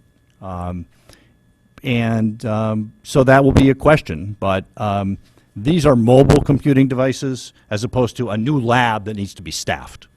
We still have, in my view, some ongoing issues where it would be wonderful if we had some additional support in some of the computer labs, particularly at the high school, but that's something that was people are adjusting to and have to live with the lower staff level. Can I make a request now? Should I? Wait. Please, if you would, save them so that so that we make sure that we all have a clear list of them and haven't lost something that got mentioned in the midst of other Q&As. Mr. Patton. So I'm assuming that people are making notes of what they're going to summarize when we finish the pages. Related to conversation last week on page 73, line 131, wage benefit reserve. Just one basic question that I don't think was answered. So if we have this reserve fund while various contracts are up for renewal and haven't been decided yet, if and when the contract, is approved, and the amount in the reserve is more than what the contract required, so there would be excess funds in that reserve that were unused. Where do those funds go? Doreen?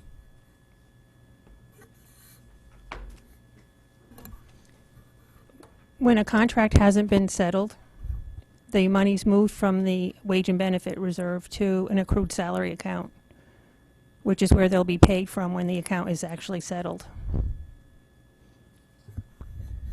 Right, but again, to use round numbers, we reserve $1,000 in the account for, for employee X, and the contract is settled, and we did well with the contract, and we only need $800 out of that. So where does the $200 go that was not paid? Right.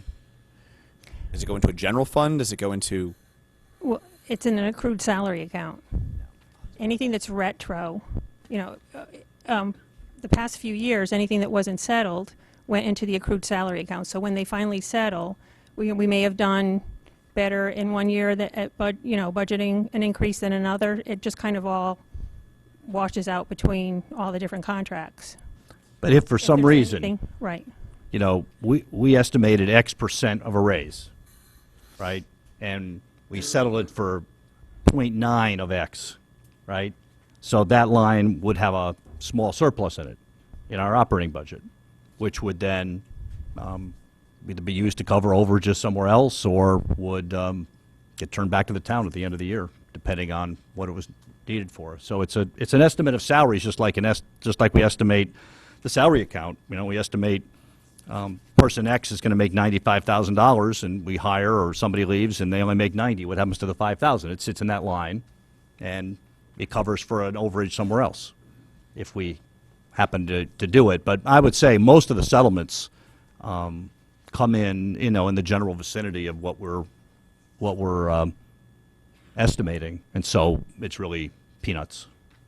And we do have 4 or 5 that are outstanding at any one time at the moment, so many times they net each other out. Yeah. Any other questions? If not, we'll move on to pages 74 to 84. Yeah. Questions on pages 74 to 84?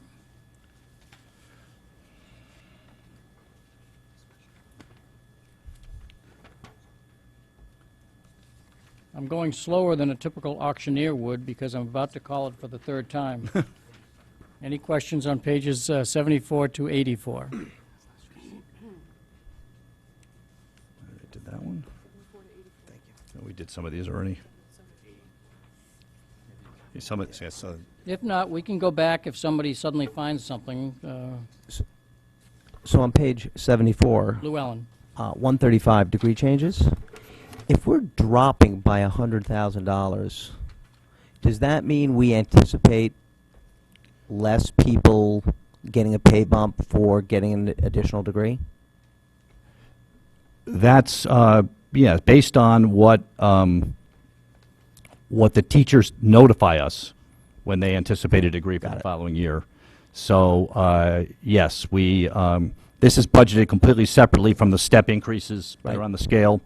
So what happens is here, when somebody earns the actual degree, we move the money from this account into their actual salary account, which is why this always shows a 0 expenditure.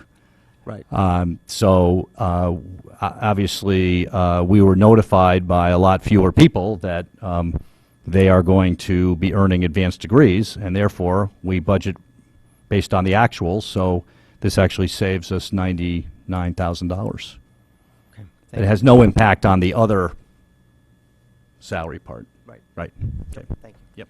Any other questions on 74 to 84? If not, and again, if you find something, we can always go back. 85 to 95?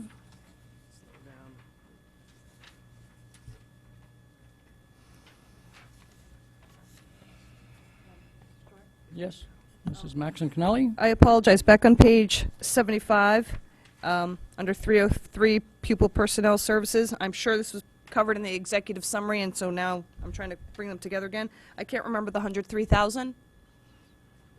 Under 82, line 54025. On page 74, 75. 75. Sorry. These are special ed professional services that we've been consistently expending. So we're trying to make a dent in it.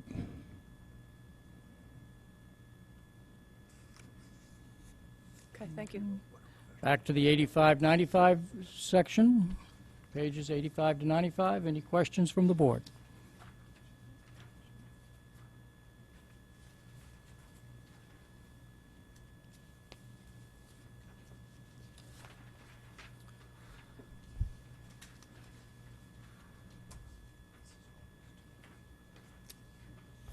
Going once?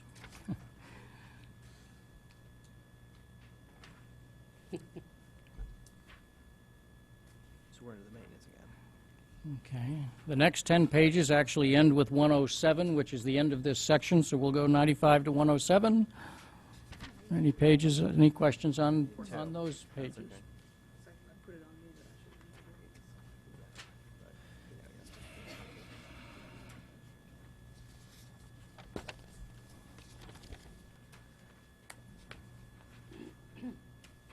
Mr. Patton.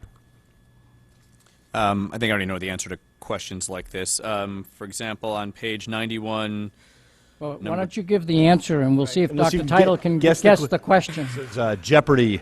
No, no. Budget Jeopardy. No, this is Karnak. We'll get him one of those hats that John Right, Carson right. used to have. what is Right. number Right. 22? Number 22, North Stratfield, page 91. First item, 56,281, art supplies, books, materials. That's gone down $882. In general, for things like that, is it really just a population adjustment?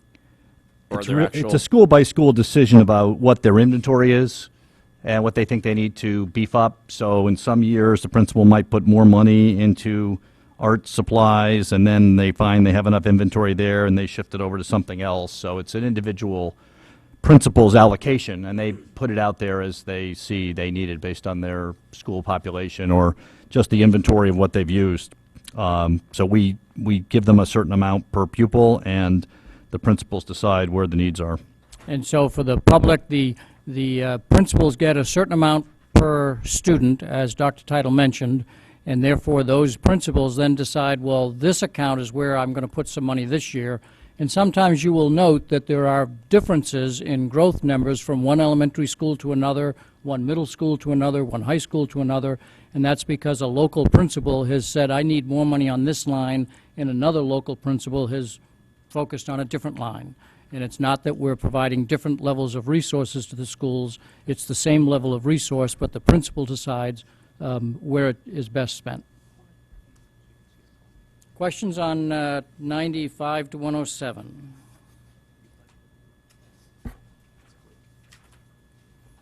Questions on 95 to 107?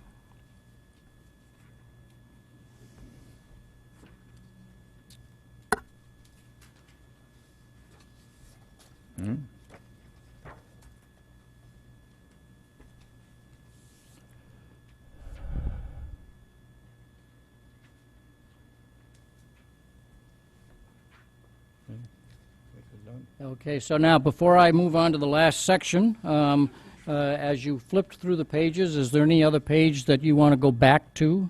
I don't invite you to do that, but I don't want to skip over it in the event that there was a question and we didn't get it answered. Not seeing any hands raised. On to the budget by school and department. And there's only about 9 pages here, so ask away from 109 to 121, about 13 pages. Any questions on this section from board members?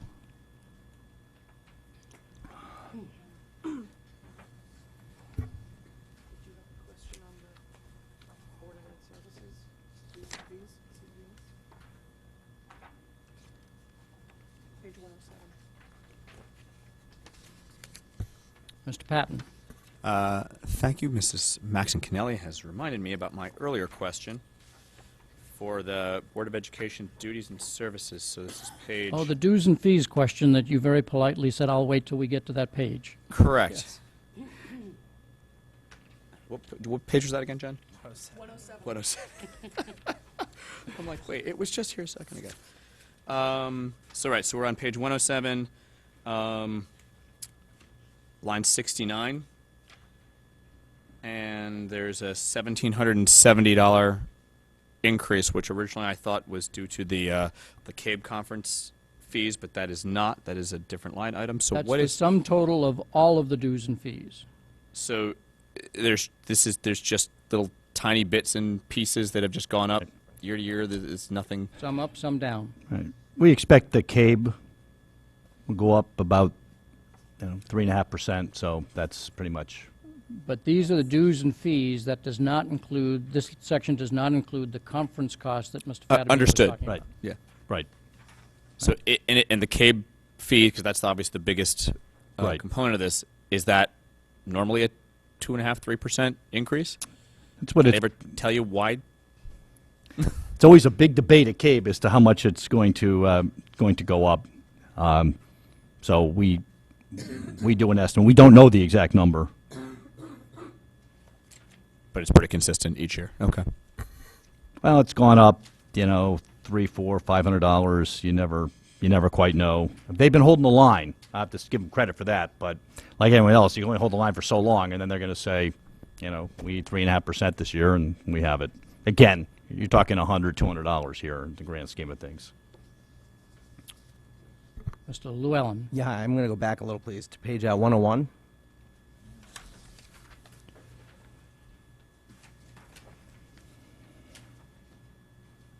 What is professional books?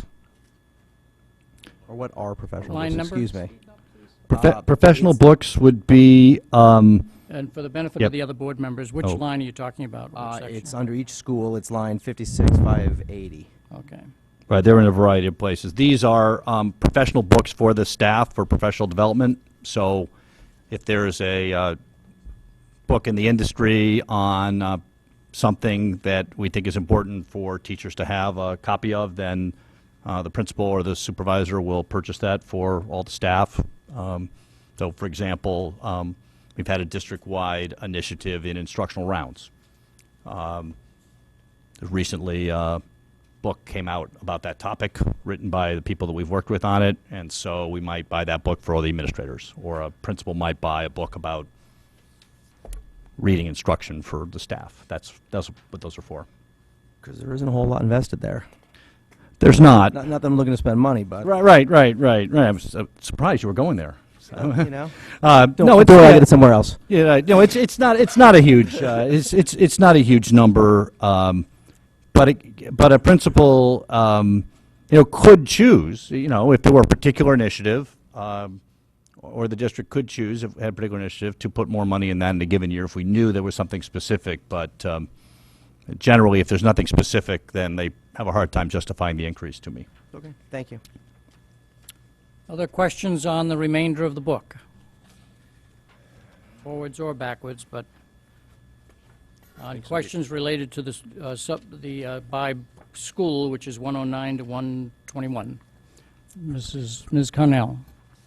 Thank It's you, $2. Mr. Dwyer. That's $2 That's twice tonight. It's $2 tonight. Okay. Just trying to clarify something. Let's take page 110. Let's say Holland Hill. On maintenance service, there's zeros for 2013, proposed 14-15. If I look at all these schools, are you with me?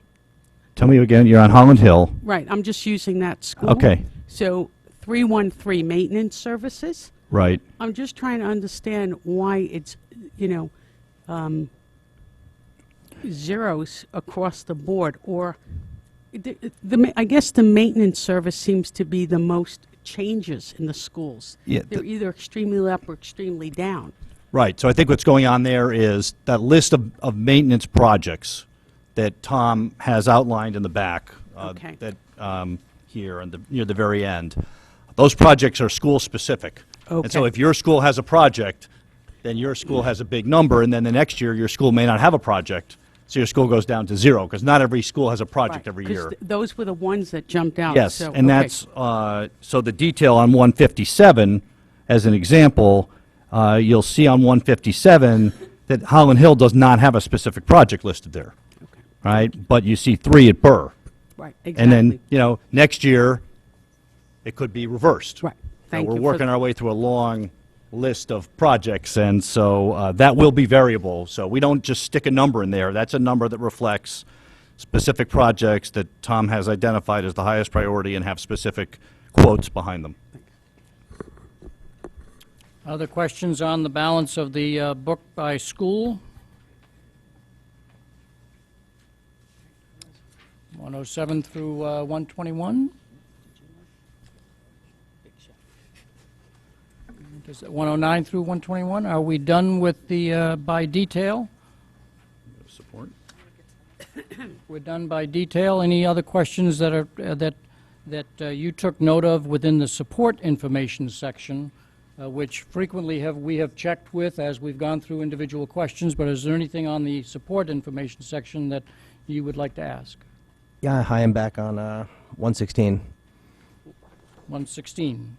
And this gets back to a teacher mix question. So if we're on page 116, Tomlinson Middle School 101 teaching staff.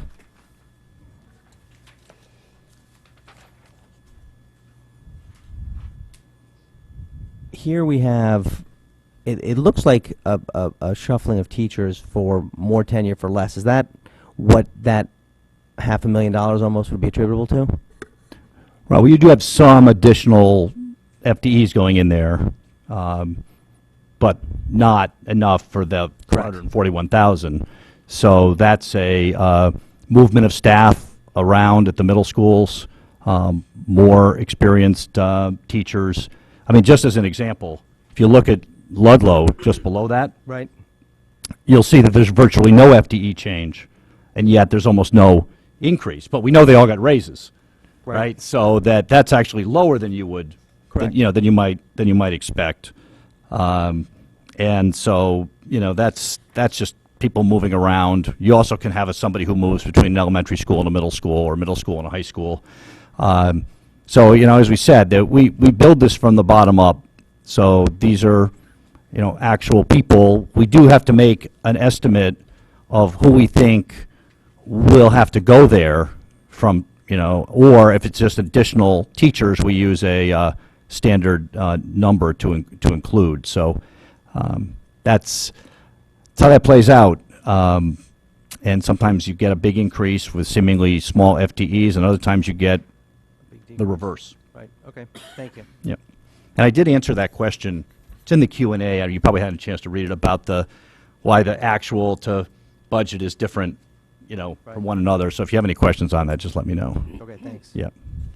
Mr. Convertito. Just to play that out, Dr. Titler, if you look at 114, Fairfield Woods Middle School, you actually have an FTE increase of 1.2, I believe it is, or 1.1, and only a $15,000 increase. So it's safe to Right. assume that somebody's shifting from a higher salary person from there is shifting to another school, and a lower salary person is shifting in, right?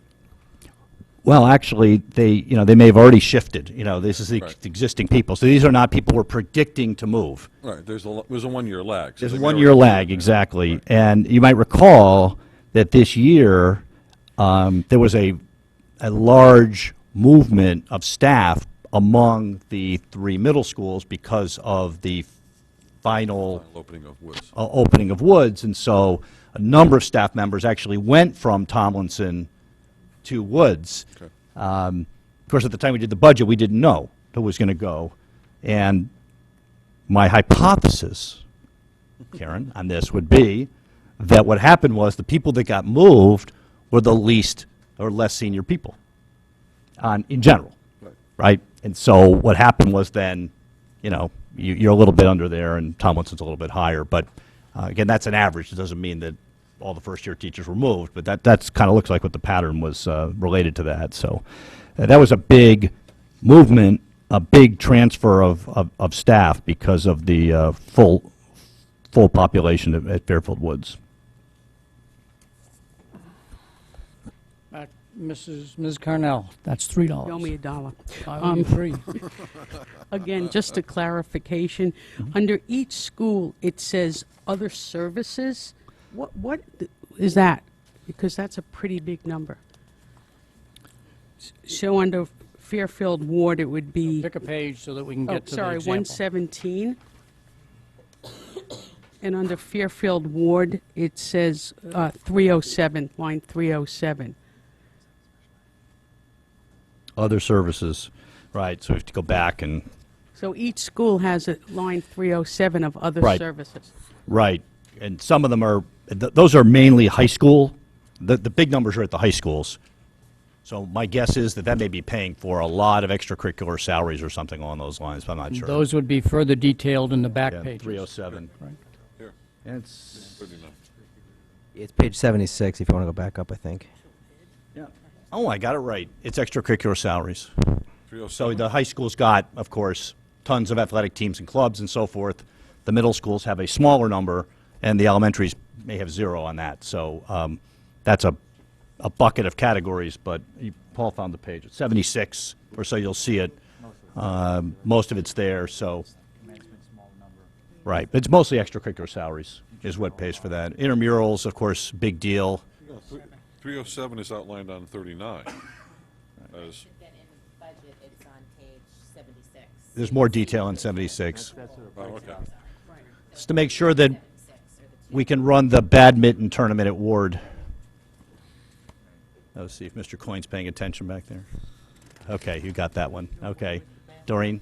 I just want to point something out. On page 38, Let Mrs. Herron, on page 38, you'll see on the top, that top page, 307 other services. That upper page on each executive summary section describes what each one of those object numbers mean. So you'll see other services, extracurricular salaries, senior course subsidy. You know, it describes what's in there, and then down below, anything that's in purple, the 30, you know, is the numbers that correspond to that. And then in the back, that first report will list. If you find the purple 307, that gives you more detail. and then the would ask final you to repeat, section, and the final section takes all of them and groups them by school. By school. Right, So these are not different budget numbers, they're just a different presentation of them, depending on whether it's a high-level, detail, or by school. Do you break out the items within 307, since they're so different? It's like extracurricular salaries, Page 76, I senior think. course Yes. subsidy. 76, I And the think. detail in the back. right. And the answer is on page 76? Yes. It would be broken out? Right. Hey, thanks, Doreen. I think they, By special ed. this budget is designed to be accessible at many different levels. So if you're really just interested in sort of the big picture, the high level, the big buckets, then you sort of work off the executive summary or the summary of the executive summary. Then if you want a little more, then we've got a little more detailed version of the executive summary where you can say what's in 308, what's in 307, why are these going up. And then if you really want the weeds, that's what the By object. the by object is. And then there's the section that's it's a bit of a holdover, and I guess I would ask the board to think about going forward whether it's even necessary. But that section we were just looking at there by school, that's a holdover from the way the budget used to be done, and I always wonder whether that's really worth having in there, or whether it just invites more questions than sheds light on things. So if we think about this book going forward, I'd be interested as to whether that, given that we give you all the staffing for every school elsewhere, I don't know whether that really adds value. So that's what that is. And for the public, if even the executive summary is too much detail, then you go to Dr. Title's PowerPoint on the website and see the budget described in about 2 pages. Final questions on that and support information? Any final questions from the board on the book?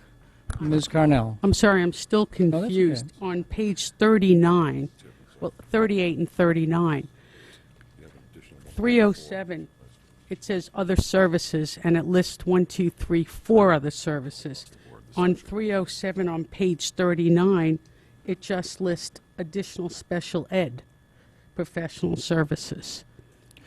Right, so what we do is, on the top page, and this is true of all of the executive summary, the top page describes what's in there, sort of what the subcategories are within there. The only comments that we make down below are there to essentially answer the question, why did this go up?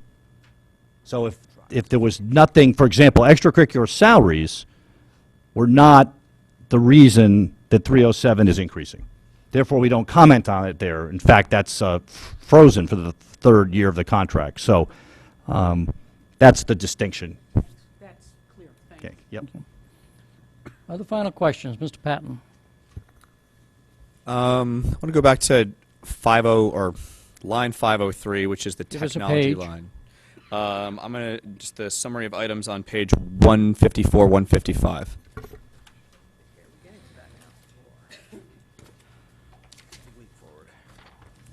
This is Nancy. Or Karen. Okay, and your question? Or me. Annual refresh of computer hardware. The 87 inkjet printers replacing with laser printers. Is this a inkjet printers? I mean, it's just more of a what are we getting kind of thing. Inkjet printers are traditionally color and quite costly, so it's understandable that laser printers are more efficient. Are these all going to be laser printers? Is it going to be a mix? Is it all black and white? They're pretty much all monochrome, which is a black and white printer, as you described it. There may be exceptions. What we've found is we do have color laser printers available in all the schools, and what we try to do to contain costs, because inkjet printers cost a lot of money to keep the ink going into them, that we find that mostly in the classrooms now, the kids aren't printing as much as they once did. A lot of things are going electronic. But B, what we've tried to do is have them do their drafts on a black and white printer, and then when they're ready to do final draft or final product, is to we have network printers, so they print to wherever the color printer is in the facility.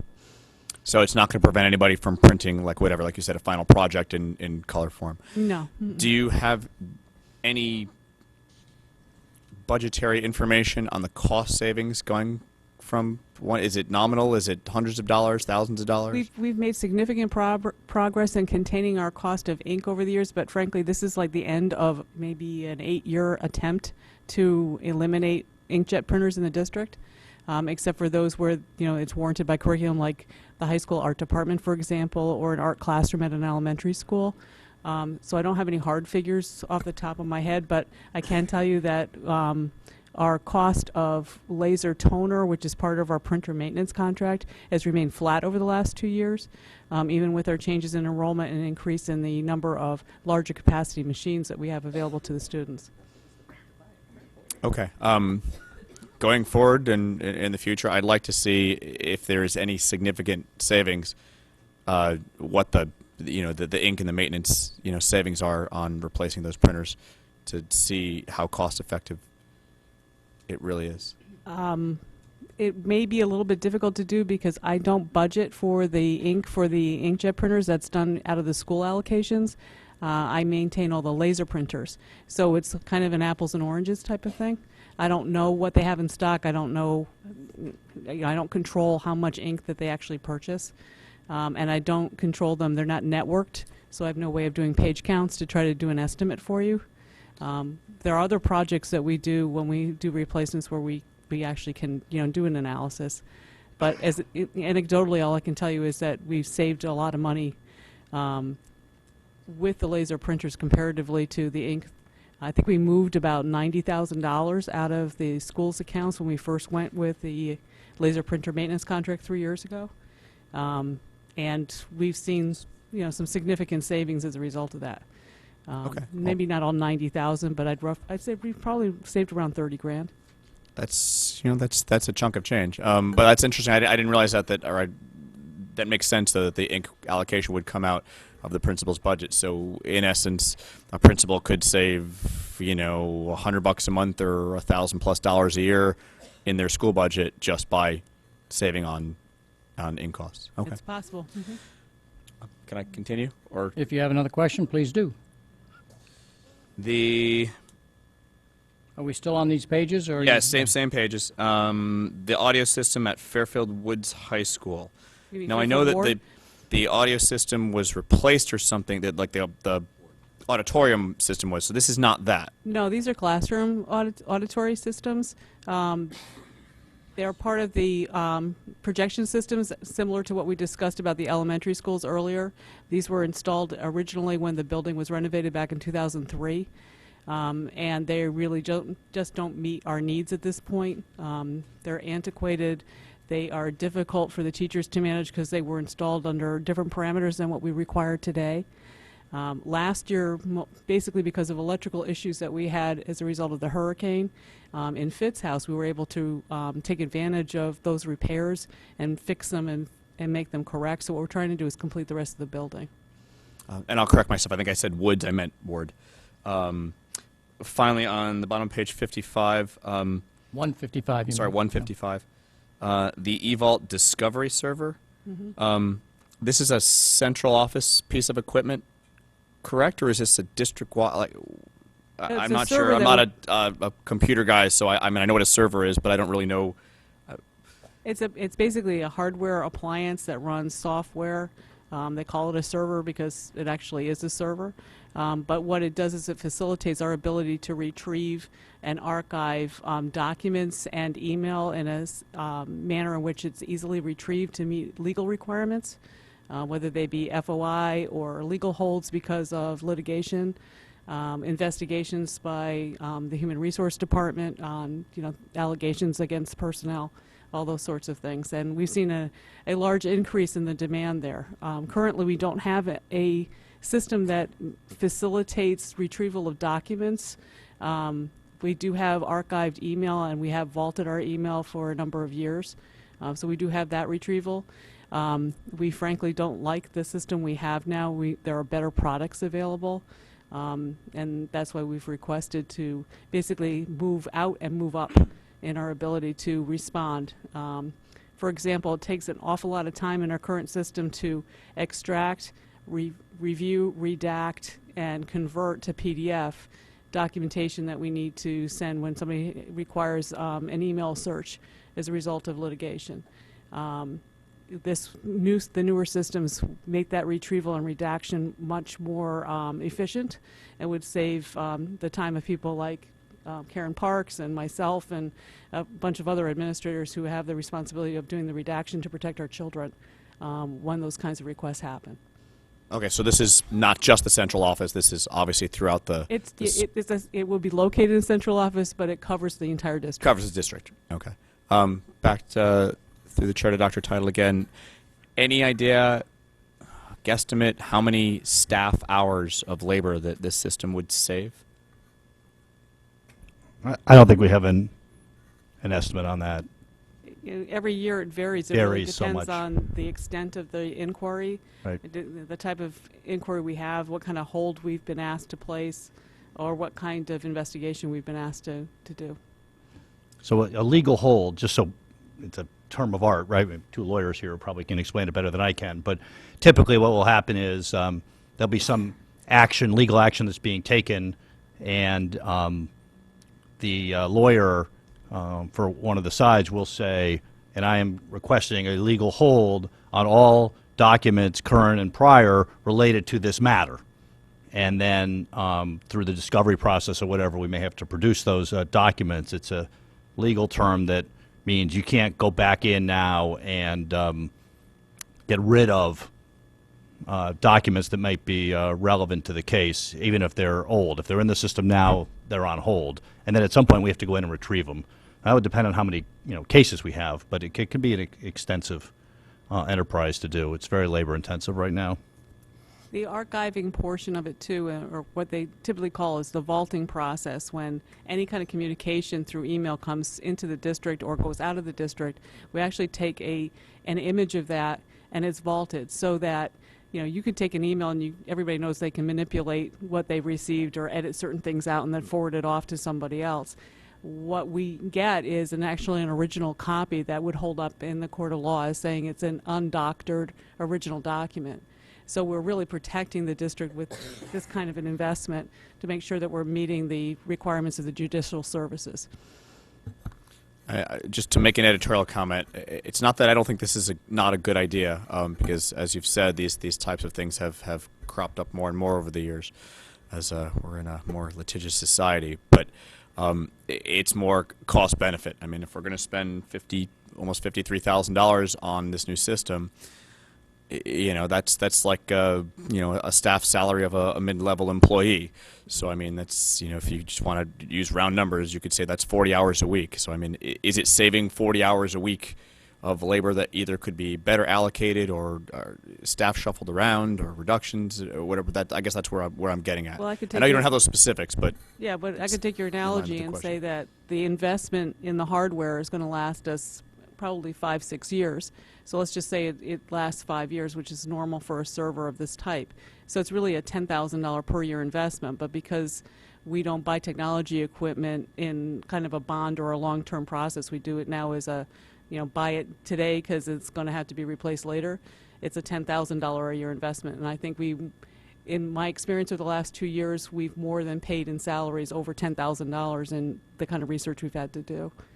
And with the cost of lawyers, no offense to the guys that are lawyers, protecting ourselves from the kinds of allegations that can happen in court, or dragging our staff to court to attest to different documents and that sort of thing. Or volunteers. Yeah, or volunteers. Yes, it more than pays for itself. I was at a recent party with this in mind, and the about 4.5 inches worth of documents that were brought. I have to believe that the staff time spent on that, reading each page, redacting each page, it goes up there. Mrs. Maxon Kennelly. 2 quick questions. First of all, on page 155 with the increase of wireless density at the high schools, I understand the description well enough, but for purposes of public and the other town boards, if you could explain the academic validity supporting this expenditure. I'm not sure what you mean by academic validity. In other words, that it has an academic value. Oh, okay. This isn't just about kids being able to get on Facebook on their wireless. No, I think this kind of goes to our overall discussion about the amount of computing equipment that's available to students during the day, the fact that kids are being encouraged to be 24/7 learners. So when they're in the cafeteria or they're in the library sitting in a group, they all have lots of devices on them, most of them personal. We also have staff and visitors like yourself who are walking through the building that are accessing our wireless network. What we found when we installed the network back in 2009, we designed it for that with the idea of the growth in population we anticipated.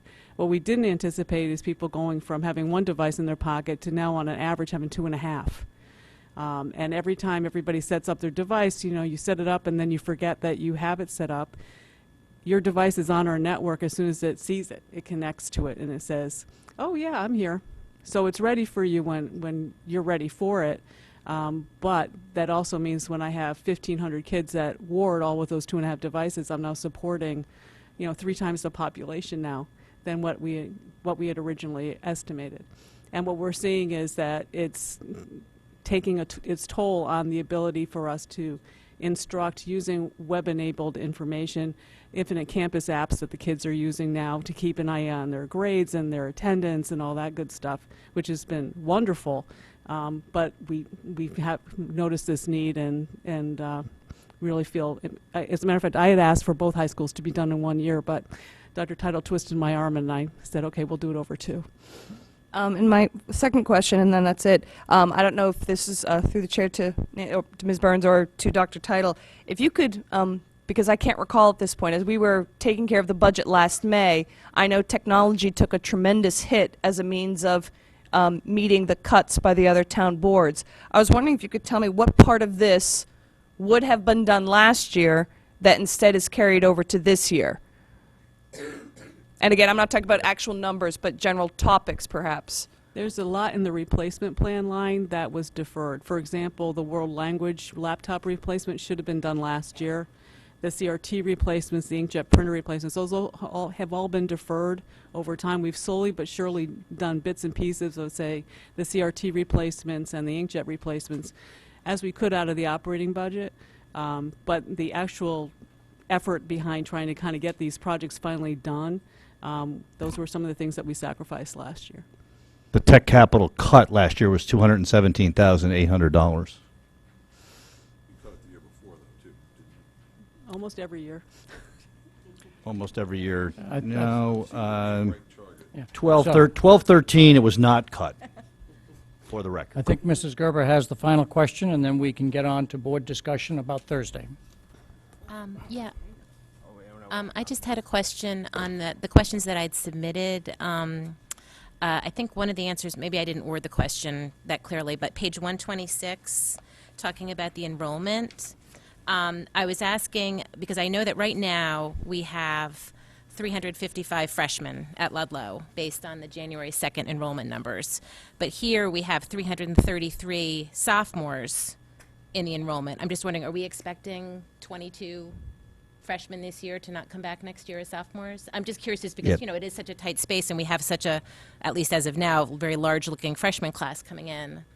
And the same with Ward, although it's only, I think, 15 students fewer going from freshman to sophomore year. I just didn't know if that was something we were aware of, or if, I know it's not an enormous number, especially Right. because the schools are so big, but, you know, if you have a big freshman class coming in and you also have 22 students that you don't have in these numbers, that could make Ludlow that much more crowded. Right. So I just was curious about that. Yeah, we ask the demographer to redo them every year.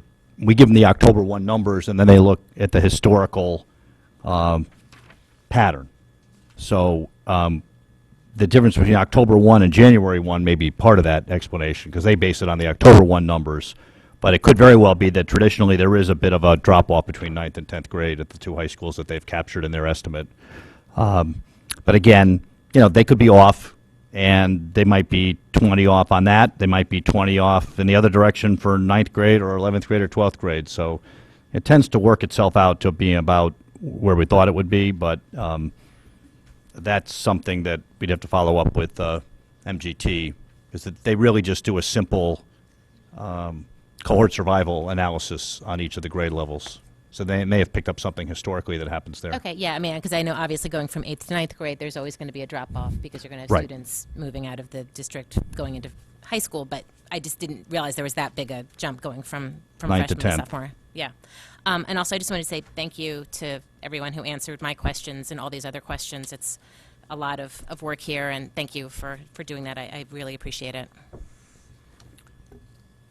Okay, we're ready for conversation relative to any thoughts about that you may be bringing forward on Thursday. I think on the list, Mr. Fatterbean has the CABE conference number that he is thinking about. These don't mean that you're going to do it. It's something that you're thinking about, and you may or may not, between now and Thursday, actually follow up on it. Why don't we go around the circle, and since Mrs. Lou McCormick had her hand up, we'll start with her. I would like to have a discussion on restoring the world language program that we cut. As well We as... don't need to debate them now. No, I'm just listing. For the public's viewpoint, understanding Mrs. Lou McCormick had asked for what was the cost of that. I think it is $353,000. We gave you that number, right? So we do have an official number there. Yeah. Okay. Other thoughts that you want to pursue? I would like to also, I didn't see this yet, the music program. Did I ever get the number for the music? Yes. So we'll use that number. That was The music program has a number in it also for the public that That's was grade 5. requested. That's the grade 5 change that happened last year, and are those the two that you're going to pursue, or do you have a third that you'd like to pursue? Yeah, and I'd also like to discuss pre-K busing for non-free lunch students. And we gave you that information. Yeah. Okay. Well, Actually, we'll probably have to clarify the specific number when we go through that, because the numbers weren't quite clear to me. Oh, yes, so it would be to decrease. To what? To decrease, to reduce. Yeah, I know what you're saying. You know what I'm saying? Yeah. Let me use that as a comment to board members. Perhaps the assumption that you're thinking of is not exactly the set of assumptions that the staff might be thinking of. Okay. So if you think there's any clarification needed, send an email or Right. comment to them tonight before you go to sleep or tomorrow morning, so that we make sure that we're working on numbers that are based on the same set of assumptions. Right, so the first two were adds, to Yep. add back, music, add back, world language, and the last one was to reduce. Yes. Right. Yep. Mr. Convertito, Oh, I'm sorry. Okay, it would be to eliminate pre-K busing to non-free lunch Yes. students. right. Mhm. Provide busing for free lunch students, but for those who do pay, do not provide busing. Well, I need to be clear about that, because there's three categories. We have two categories of families that have some financial need. We Right. have some people pay no tuition. Some people, depending on their income, pay half tuition. Right. So those two categories have some financial need. Otherwise, they'd be paying full tuition. Then there's the group paying. And Full you're talking tuition. about the full Full tuition. tuition. That's the group that you're talking about. Full tuition. The full tuition, right? Full All right, tuition. so the number, Not to subsidize transportation for full tuition. right, and I put a description there of the estimate of what that we expect to, the savings would be with that. Right, and I'd probably Yeah. want to review that number, I guess, on Thursday. Okay, well, it's there, and I should also point out that that's based on the current mix of students, so that depending on what happens, because we have a target, just so people know, we have a target mix in those programs because of the objectives of the program of 1/3 in each of the three categories. And so and sometimes we hit that, and sometimes it varies, and so depending on the mix of students and where they live, you may or may not realize the savings that I articulated in the memo. And I think you just got it a day or two ago, so you may have had a chance to digest it. So what we did was we went and calculated the figure based on the current enrollment if we applied this philosophy. But we cannot assure you that the same savings would occur because we don't have the enrollments finalized for next year's pre-K. Okay, And then so what- one of the things that I'll suggest is, depending on how many items that we may want to pose for consideration on Thursday, what we'll endeavor to do is get confirming numbers so that there's a single sheet that you see each idea and the number that is there, so that you have it prior to Thursday, so that if the set of assumptions that you're thinking don't match the set of assumptions that we've talked about, we can get that clarified for Thursday. So you have a further comment that you want to make? Yeah, I do. Also, I would like to reconsider the assessment policy for the gifted that was removed last year. The gifted program assessments that were eliminated.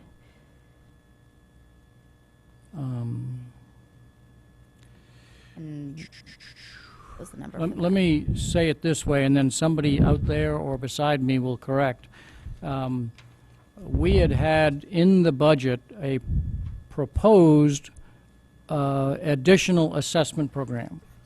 And so that additional assessment program we did not expand into. We had eliminated that. I don't think we eliminated an assessment No. that was already going on. Well, We there used to eliminated what be- was going to be an No, well, there used to be two assessments. Yeah, there's two different things. Okay. No, I know what you're talking. I know what You know you're what I'm talking talking about, right? There Yes, used to be there was two a assessments in second and fourth yes, grade. in the two separate questions. The program at the middle school that currently exists was the same program a year ago. In the budget I presented last year, I proposed an increase in that program at the middle school. Then that program in the budget cut was reduced back to the existing program. Okay, so that's the program. I had proposed an increase, and then we eliminated the increase. So we didn't actually cut that. But there was a second part of that, and that was that we tested twice in elementary school and once in middle school, and the savings associated with scaling back the testing from 3 assessments to 1 was, when we cut it last year, $31,800. That was So- going from 3 to 1. Correct. So I would like to propose that we increase that to 2. So there would be Which 2. two? No, you went from 3 to 1, so we'd add 1 more assessment.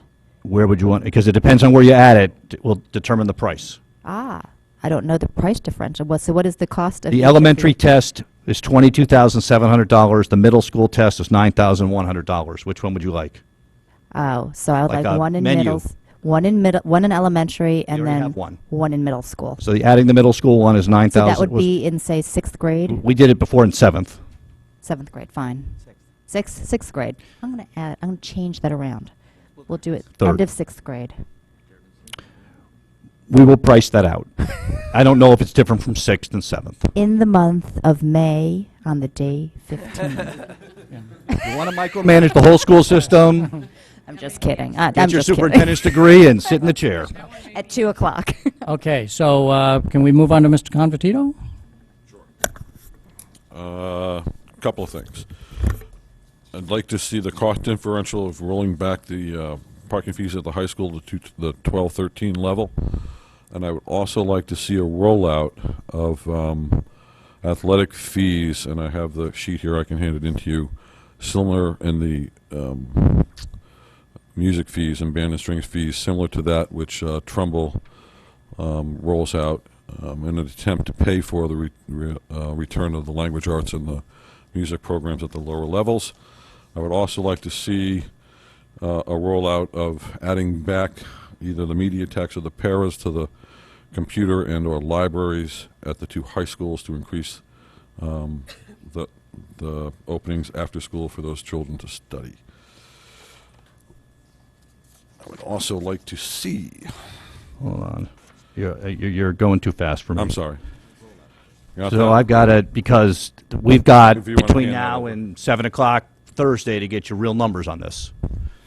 You can just hand that over so he has an idea of those numbers. So the first item, I just want to be clear about what the proposals are. My So we- proposal is what I'm Rolling what the I'd like parking to see fees. Is I- roll back the parking fees to the 12-13 level. Right. That's that a fairly simple is- number. I Yeah, think that's it's- known. That's $20,000. And I would like, we currently only charge a pay-to-pay fee for those sports that have, an outside rental. Have a rental, right. I think it's a distinction without a difference. Our maintenance for football fields and basketball courts are built into our budget, so they don't have a separate line item. So I'd like to see an across-the-board fee for pay-to-pay athletics, as well as a band and strings fees. Okay, and I gave you the format that Trumbull uses along those lines in an attempt to make up the differential for the elementary school language arts program and music programs that were cut, to see if we can get to those numbers. You're talking about world language. And then the last one you mentioned was the media text to the 2 high schools. They were paras. I think it was 1 in each high school. Okay, can I move on to... The cost of 1 full-time para with benefits. I know we closed those labs and or libraries after school when we... The libraries are open after school now. They're now open. Okay. Yes. So it's more in those... It's the computer labs during the day. Computer, right. Ms. Cornell. Okay, I don't have the number handy, but in terms of guidance counselors, I believe that there is well over 12, and I'm not sure of that number. Maybe I can get that exact number. At the middle what? schools? Guidance Guidance counselors. counselors, There are 9 guidance counselors in each high school. 9 in each, and none in the elementary of the... None in the elementary. We have them at the middle school. Okay. I believe that the state statute says that they can go up to 250 students per guidance counselor. And I believe that the guidance counselors are carrying a lesser load than that. 27.5 guidance counselors in the can't hear district. you, I'm sorry. 27.5 guidance counselors in the district. Okay. So maybe that could be looked at if there's potential for increasing the load of guidance, their student load of guidance counselors. You'd have to propose a particular change if you want to suggest a change. I definitely will. I needed to know the exact numbers. Well, I need to know Yeah, what to your cost it out. so I can cost it out. Right. Well, we'd have, So you're proposing to cut guidance counselors at the high school? How many are you proposing to cut? I'd have to work out exactly. I don't have the number in front of me. That's why I was asking how many guidance So counselors we you also know have. we have a house system. Right. So we have 3 houses, and we have 3 guidance counselors per house. So that's just informational. Right. Right. So would you be suggesting that we go to 2 guidance counselors per house? If we're meeting state statute of 250 students. So. You probably would be Yeah. just slightly over that. Yeah. So 2 down at each. So, and you're proposing this because you think we have too many? I think we have too many, and there may be ways to spend that money. So what leads you to believe we have too many? The state statute, it's 250 per guidance counselor.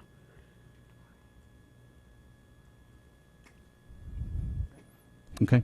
Yeah, So we're going to reduce guidance services. my- That's your my- proposal. My guess is the only way that you would stay within the 250, and looking at the math, is that you wouldn't have an equal number of guidance counselors per house. You'd end up saying 2, 2, and perhaps 3. So Correct. that, and then one would be a floater among houses to kind of divide the students up. It would be, And I think we have that with social workers. is any further suggestions you want to make beyond the guidance? Yes. Okay, the next one would be in terms of those list of maintenance projects. And I can send you a list of all of them. I'd like to discuss all of them in detail, short of the ones that have any safety effect on students.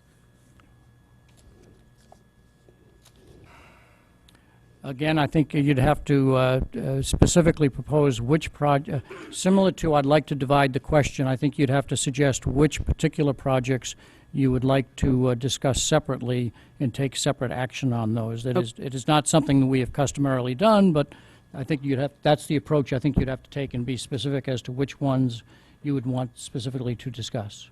Okay, I'm not sure when you said it hasn't been done historically. What hasn't been done, so I understand what I need to provide for you? The list of maintenance projects is a kind of a historical list that, depending on when they've been scheduled to be dealt with in a particular year, they come up. And the board has generally adopted a total for that line item based on the projects. And I don't recall that we've debated each individual one. But if you would like to, then suggest which ones that you'd like to debate, and so perhaps you could look at that and send an email so we can let board members know which ones you have a particular question on. That's perfect. Okay. And then the last thing, and unfortunately I was not here last week, and this might have been discussed, I'd like to just understand a little bit more about outsourcing the food service program. Yeah, that's not part of our budget, but I would suggest that you meet with Dr. Title to go through that, because that decision's been made, and it's not, the food service project budget is not part of this budget. But certainly some of the rationale behind it that the other board had. It was traditionally, historically, it was part of it. No, because I saw a line item about $200,000 loss or something. Within the food Just to service say budget. no. Within the food service budget, but not within the operating budget. Okay. Yeah. I knew I saw that. Mrs. Gerber? You're good. Mr. Fattabine? I already have you're number 1 on the list with the 3,000. Do you have other thoughts that you'd like to have the board consider? Well, Mr. Cavertito and I were thinking similarly, but in different directions. So, are you saying you want to arm wrestle and decide which one is going to get on the list? I would have encouraged, I was never a fan of pay for play or paying for sports activities in the high school. And I was going to suggest we try and get rid of that and not add to it. The other question, which is sort of a point of interest, is, or just a query about the band and string fees. Is band and string not part of the curriculum? And if it is part of the curriculum, is there a prohibition from charging fees for things within the curriculum? I'm not sure we could even do that necessarily if it's part of their curriculum, as I understand it. But I guess that's something to be talked about later. But the only Question that can question, get researched. yeah, research. So the only really, you know, in general, it every year is a tough budget year.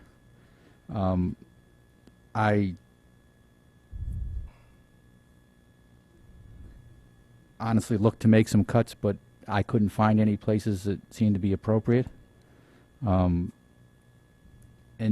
we've talked about, so other than the minor change I had made specifically, and the concept of trying to get rid of pay for play, which I'm not sure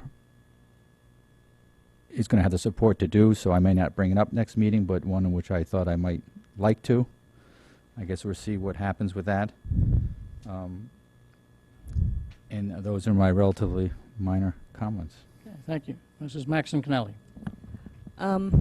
Most of what I'd wanted to say has been brought up. However, I do have a few questions for my fellow board members just to clarify. Ms. Lou through the chair to Ms. Lou McCormick, when you're talking about these ads, is that with something being cut, or would that just be a straight ad? I think it's best to address them individually, so I don't want to make it contingent on another item. No, but would you, for instance, the 353 for world language, would you want to be also proposing that some other part of the budget gets reduced by 353 to make that an expense-neutral decision? Because I think we're Right, because that would need to be cost out as well. So that's why I was just looking for clarification on that. I think ideally, yes, I'd still like to add world language, even if we didn't find 353 to offset. So Okay. I'll answer it this way. Absent a board member suggesting I want to eliminate this, as Mr. Convertito has said, I'd like to do a across-the-board pay-to-play as one means of adding some other things. So unless a board member suggests a cut of some other service, it won't be on the list. And let me just qualify for why I say it that way, because when we add two elements to it, then there's two items that everyone has to like in order for it to be passed. And I like world language all by itself. Right, At so the as moment- a single amendment. Yeah, at the moment, each of these 11 will be treated as a separate discussion item. Okay. Won't be serving breakfast, by the way. You may need to be serving breakfast. Yeah. Two other points. Through the chair to Mr. Fadabian, please bring up eliminating the pay-for-play idea. And final point, I would suggest that if we have the time tonight, I think part of Ms. Carnell's discussion of the maintenance projects is actually appropriate to tonight. I think with Mr. Cullen here and ready to talk, I think it should have been part of this budget discussion of looking at this a little bit more. I'm not looking to stay till 1 a.m. to do so, but I think that part specifically, as much as possible, that could be discussed, defended, argued against, or what have you, I think would be appropriate tonight. So while I go to the next two, you might want to look at that list and see, and then once we finish the last two board members, we could go back to that to see if some of them, you could get those questions answered tonight, and it takes it off the table. Mr. Llewellyn.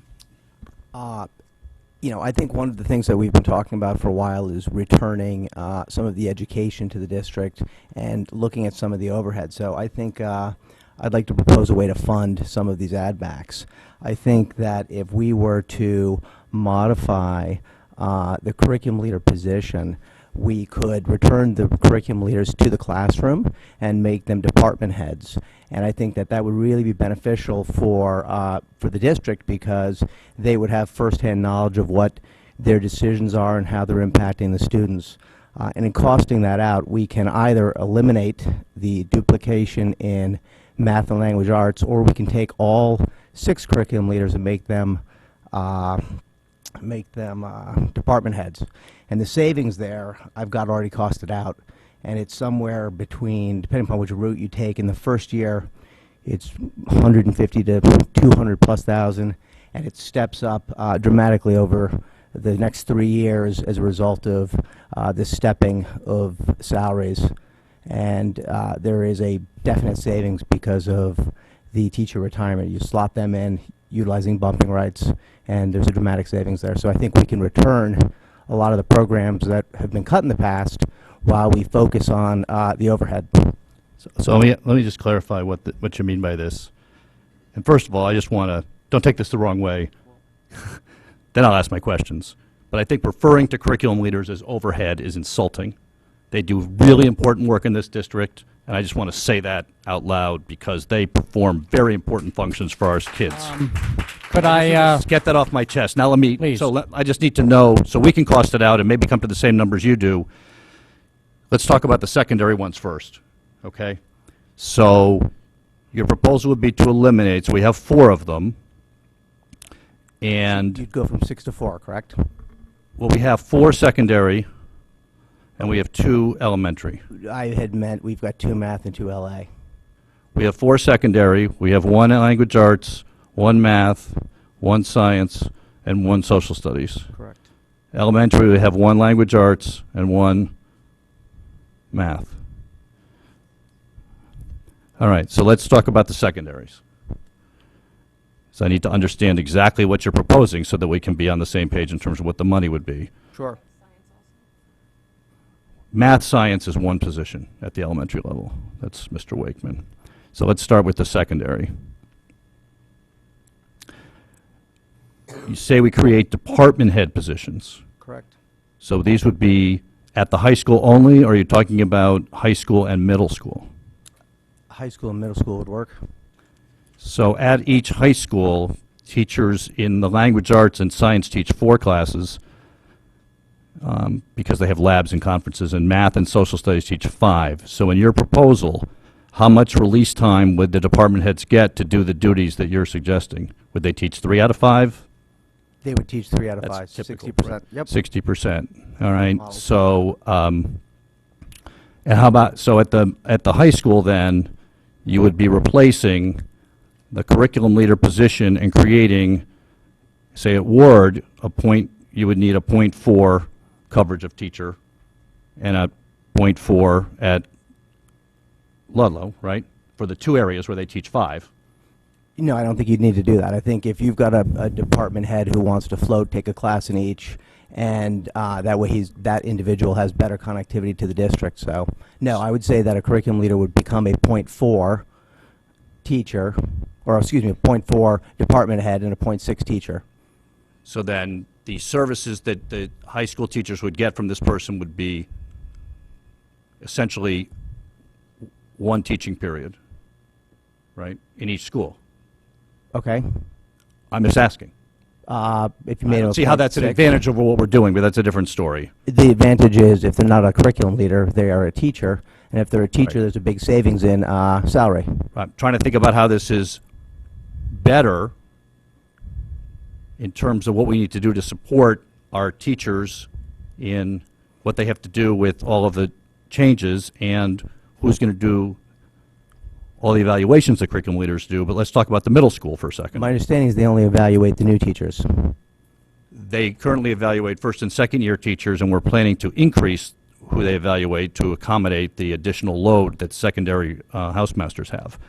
That's how we're managing to do this without adding anybody. So that you're going to add to the load of the housemasters and at the high school level in terms of their evaluation load, right? Right. Okay. The answer is right. Okay, so Well, let's go on to the I can tell you what the load is per school if you'd like. Right. No, I know what the load is. So second, so that would be in those areas. And at the middle school, what is your proposal for a curriculum leader? So we've got right now, those areas are getting content area support from curriculum leaders in grades 6, 7, and 8. Who would do that? It could be the continuity of that same individual like it is now. The same person is going to teach 4 out of 5 classes. No, they're not teaching 4 out of 5. They're They're teaching 1 in each high school, correct? That's 2. You teach 1 at each high school. Right. And so then they have the rest, so then they have essentially, .6.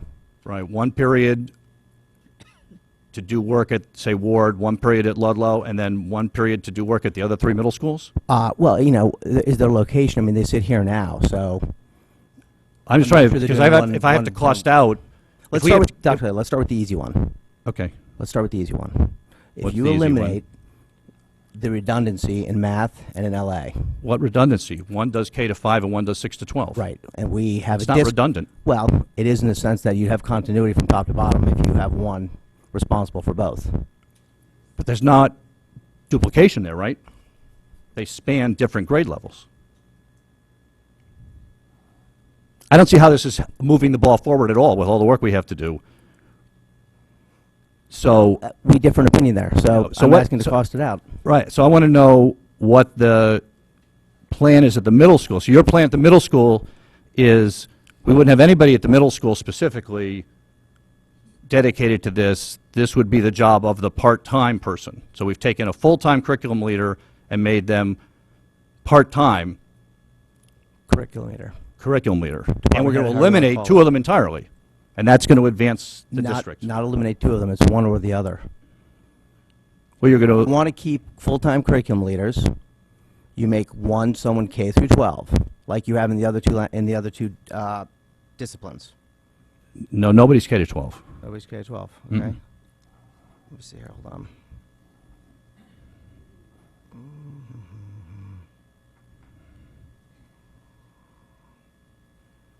It's difficult to try and design something as we sit and listen to trying to do this, so I'm wondering if,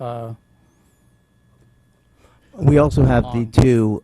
We've got the directors we've got the director of elementary and secondary who can also help in that as well to create that bridge. Look, at the end of the day, what happens is this: every year we get a budget in the last minute. We're asked to make decisions, and programs end up getting cut as opposed to improving, you know, the services, and we're cutting services. So I've proposed that a method of returning some services to by looking at central office. Yeah. I think it's something that we need to put on the agenda going forward. We can't just continue to operate. We need to be 21st century ready as a central office. and I don't disagree with you from this perspective that, let's see, this is the 3rd budget year. Every year, this and a similar discussion have come up on curriculum leaders relative to, do they add value to the district, or is there a different structure to do? Correct. It's not that this board has never asked that question. It has. And when that question has come up in the past, the majority of the board felt that there was value to the full-time curriculum leaders. That doesn't mean that this board has the same thing, but in the past that has been asked and answered. This will be the 3rd year that will be asked, and maybe the answer will be different. Mrs. Maxon Connelly. So as a point of clarification, for Thursday, can we in advance have a cost, I mean, it obviously be from Mr. Llewellyn to Dr. Title, an actual, Yes. I mean, the point being, this is supposed to be a budget issue right now, and I am completely unclear on where there's any budget savings whatsoever, and obviously Dr. Title can't do that until he's clear on how the staff would be reallocated. So just through the chair to Mr. Llewellyn, if you could please have a very specific plan, because it's entirely, I know some of the versions we have proposed in the past actually ended up costing the district more. And so to have an administrative overhaul that involved more money, we're going to get an awful lot of pushback from the other town bodies. So I would just be looking for a very specific plan so that we can have those numbers. And I think what I'm talking about here is done in many other districts. There are a lot of districts with department chairs that are teachers rather than having full-time curriculum leaders. So it is another method. It's not unheard of. No, there's other ways to accomplish this. Correct. However, to provide the level of support that we need to teachers and principals with all of the changes that are happening in this field right now. I mean, you saw the list that I did. The work has never been greater in terms of what we need to do. And to have consistency, yes, you could come up with a department head model, but to provide the level of support, It will not save any money. In fact, it will cost money as certain people are grandfathered in for a period of time. So it all depends. If you completely gut it, you can save money. If you want to do it so that we provide anywhere close to what we're providing, it's going to be about the same dollars. And then it comes to a matter of what's the best way to allocate the curriculum and instruction improvement dollars in the district. And there can be many opinions on that, but that's what we're here to do. And in my conversations with teachers would far prefer to have department heads than curriculum leaders. I mean, those are the ones I've spoken to. Now, I'm sure you can get many others to speak in the other direction. So it's a different philosophy. But, you know, if you cost this out, it makes sense. And other districts seem to make it work for them. So I'd say we need to be creative. We will try and cost this out based on the discussion the two of you had, recognizing that we're trying to deliver a consistent set of services. Okay. There's two other documents that are currently loaded on our budget sheet. One is the NEASC report that originally recommended that we, they said it was a deficiency, that we did not have a strong curriculum leadership structure. And then the prismatic audit report, the operational report, that also commented that we needed to strengthen it in some fashion. So board members may want to read those documents to get a sense of what their viewpoint was as well. And Prismatic made the food recommendation as well, right? The food service? They had a lot of recommendations. They had a lot of I recommendations. know. So, you know, that's an old document. And it had good and it had bad. Other suggestions that, that's the one suggestion you have. Any others that you want to pursue? Stick with that one. Okay. Mr. Patton. I guess last but not least, piggybacking. You only get one because then we'll have a baker's dozen. Sorry, Chief. On the elementary school world language program, I would like to, or I plan on suggesting a different tact to kind of keep things even in terms of dollars spent and saved. Again, we've all talked to teachers, we've all talked to students. The program, the way it is not effective in 4th and 5th grade, and so my suggestion will be to keep the dollars consistent, to eliminate it completely in 4th grade, and to add that half back into 5th grade, so 5th grade has a complete program, which will hopefully better prepare them for middle school, whereas the 4th grade will have more instructional time, and I'm sure teachers could probably would probably appreciate that. So let me just. Mrs. Gerber has a clarification. But 6th grade was also reduced. Would you do anything with that, or would you leave that as is? Because it was 4th, 5th, and 6th grade that were all reduced by half. I had forgotten that. Thank you. I guess in that case, I'll have to revisit numbers there, which would then provide an overage. Nobody's going to like this, but in terms of that, I will then suggest that we bring the 6th grade program back to a full program and eliminate completely 4th and 5th grade. I think it's not effective as it is. I'm sure that's a conversation we will have next Thursday. But it's a way to save money and at least bring part of the program back.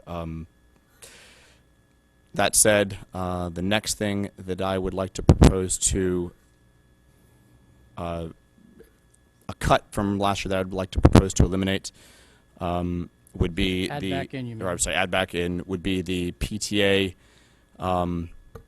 facilities rental fees. I know we've had that line item has PTA and other companies, organizations kind of lumped into it, which is why I had asked one of my previous questions, what's the actual PTA number? And it sounds like for this year it's going to be in the 15,000, 16,000-ish range, maybe more, maybe less. But I'd like to find a way to add that back in, if for no other reason than the PTAs are always the backbone of this town.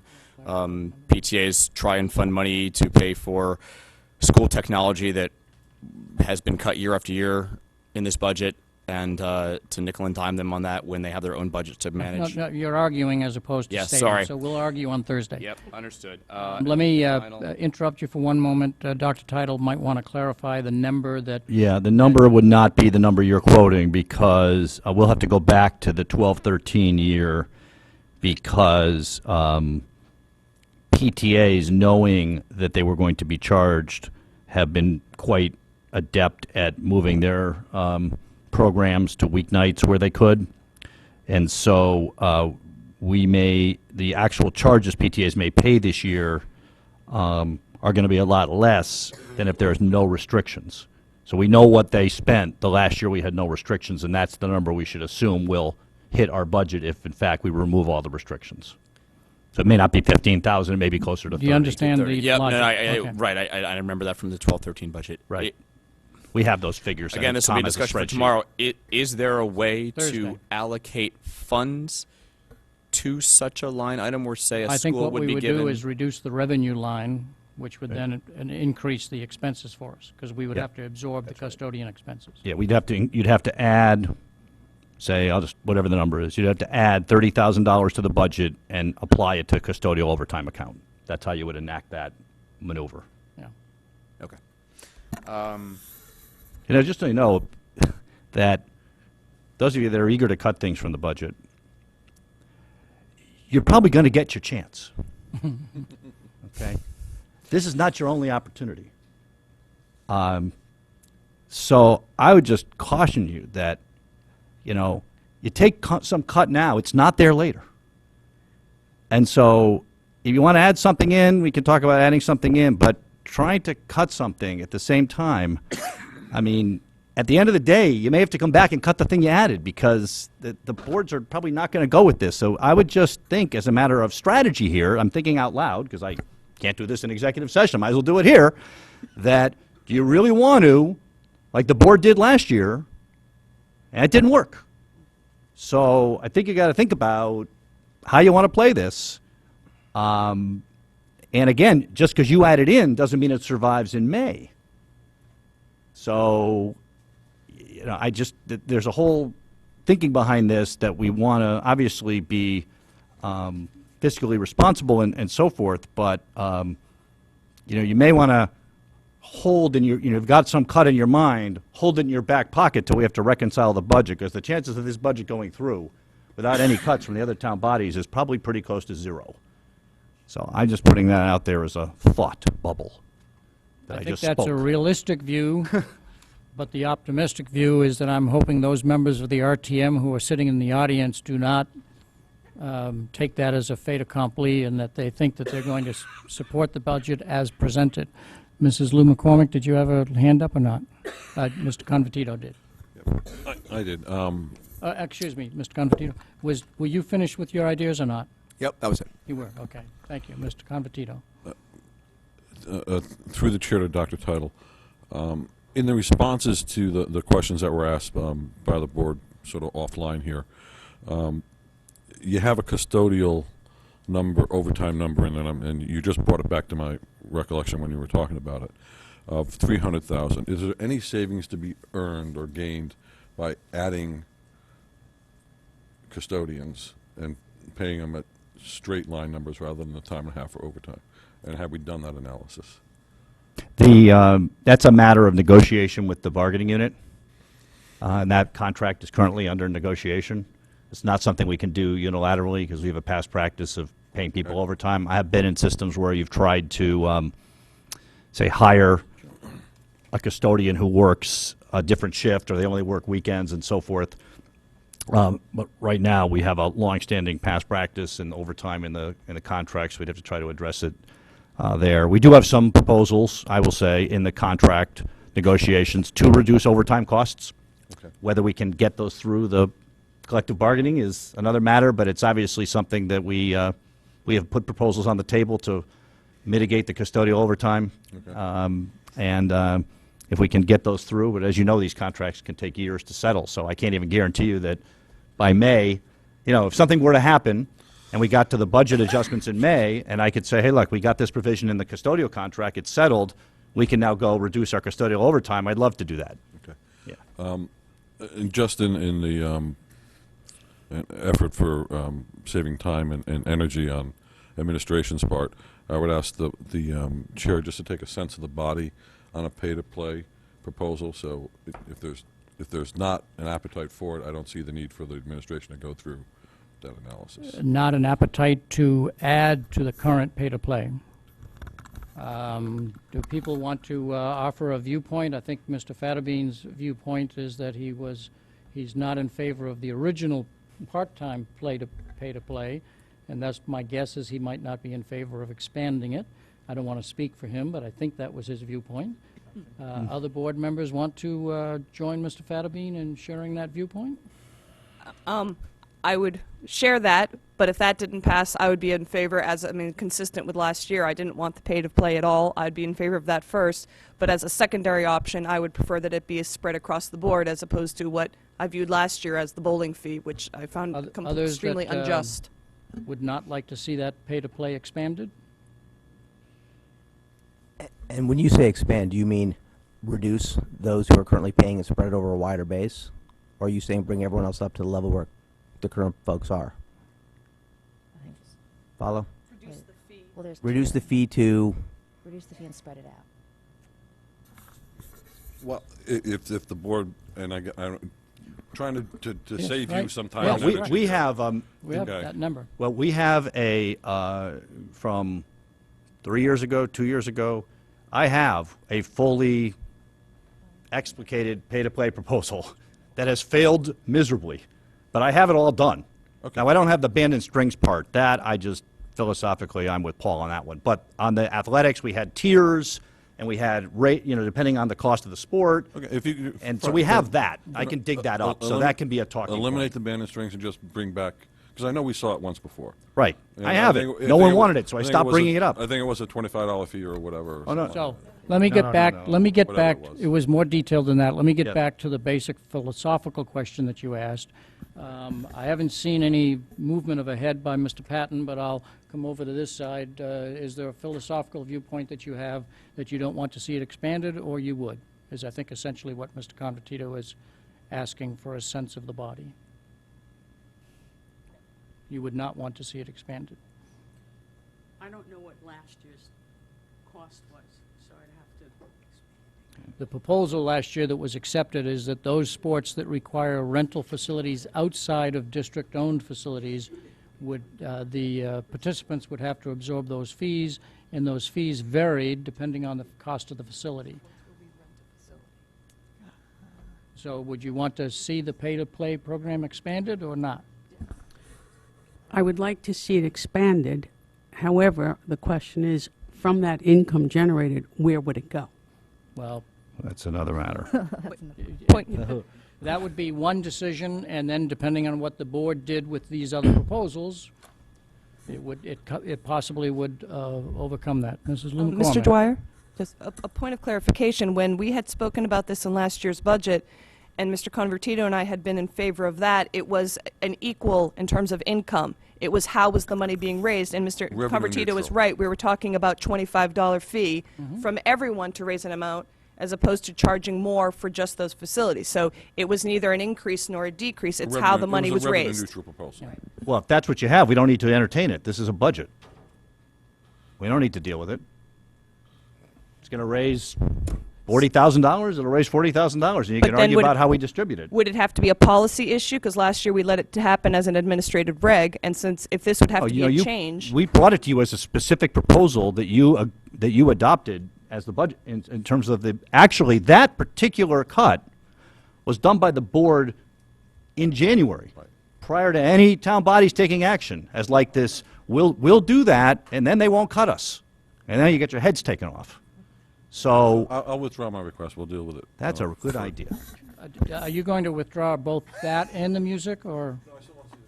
On the music, you want to still see the No. numbers? On what the cost would be. I don't want to see nothing. I just want to see the cost side, not the revenue side. Cost side of? Of what? Of adding back. It's in there. You've got it. That, adding back the world language. Right. Okay, so the proposals about the full pay-to-play and the music fees will not be on the list, correct? Thank you very much. And I am adamantly opposed to a pay-to-play system in any form. I voted for it last year simply because at the end of the day, we were required to find $1 million, and each one of us can say, well, I like this item, but I don't like that item. But in point of fact, eventually a majority of the board has to settle on a collection of items, some of which you hold your nose on. That was one item that I held my nose on. Mr. Patton. I know Mr. Convertito is withdrawing his request. I would at least like to see, because I don't remember that from... No, you've had your Hannah's two report. items. No, go ahead, please. I'd like to see the previous report that Dr. Title did that was tiered, for Sport X saved, student would pay X. And We can send that out. Yeah, so if you can could see send it. that out in the next days or so I can see it. For edification. Information. Yes. Right. For edification. Correct. But after having it basically voted down a couple times, I learned. It's like touching the stove, right? Right. I mean, and we did have to make a lot of cuts last year that people were not comfortable with, including myself, to balance the budget. And if you look at the list of what was actually cut, when you look at direct sort of programs and services to kids of the millions of dollars, it was a very small fraction. So we have always tried to propose reductions wherever possible in areas that do not impact programs.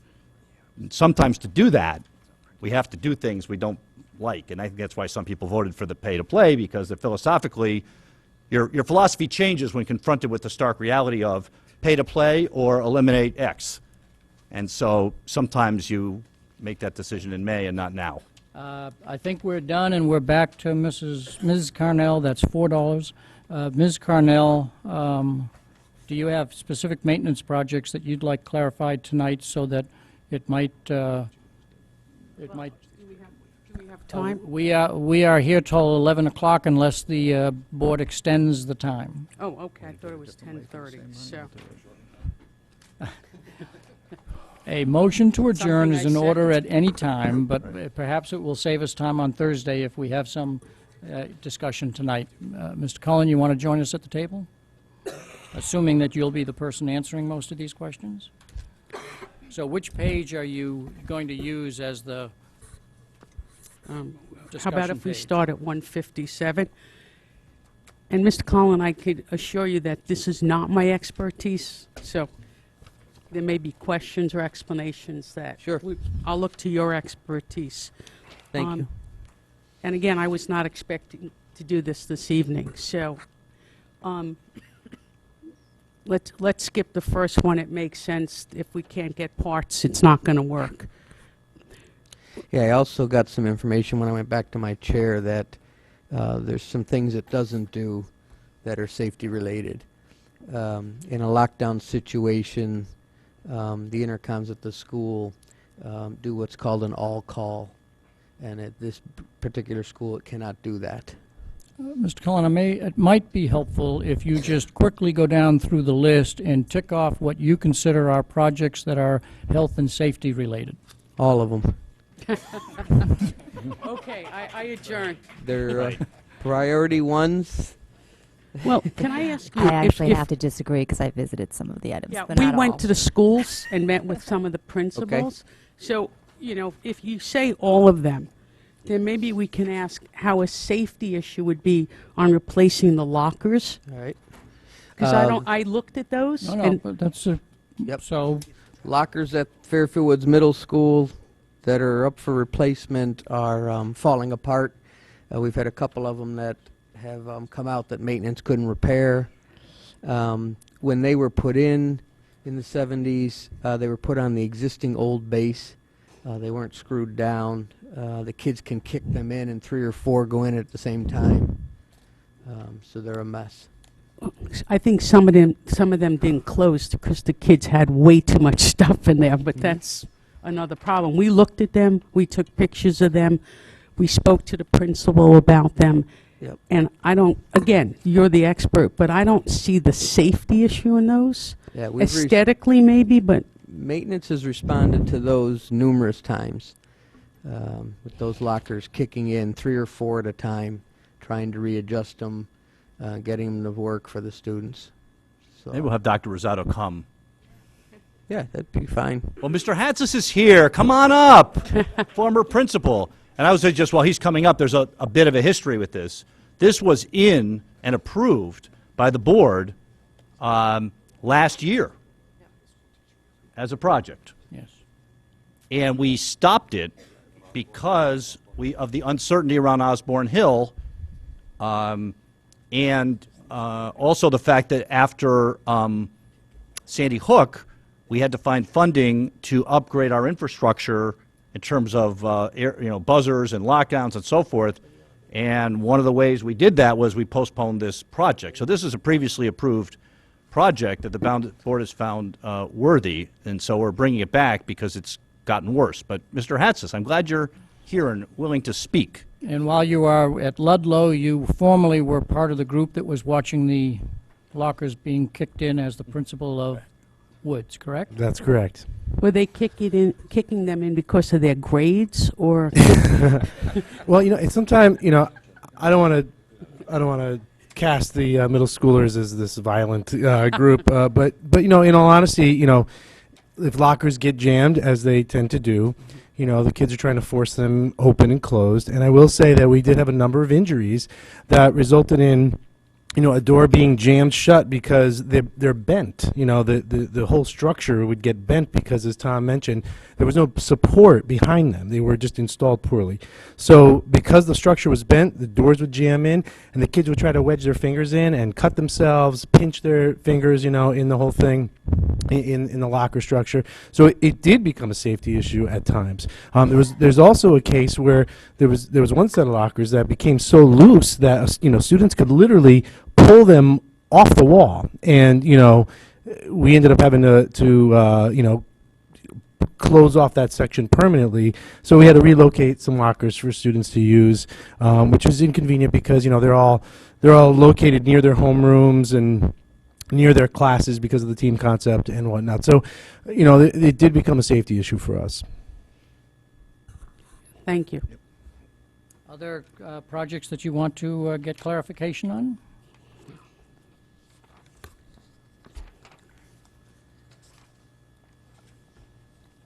I guess at the same school, we're looking at an addition that was made in terms of the HVAC, that it's noisy to one person out on the street, if I understand correctly. Yeah, I don't think it's one person. It's several. I think Sal's here, and he went to all the building committee meetings, and it's not directly close to the building. It's something that is accentuated, and it goes across to another neighborhood, and certain times they can hear the system running, and have complained several times to our office about it.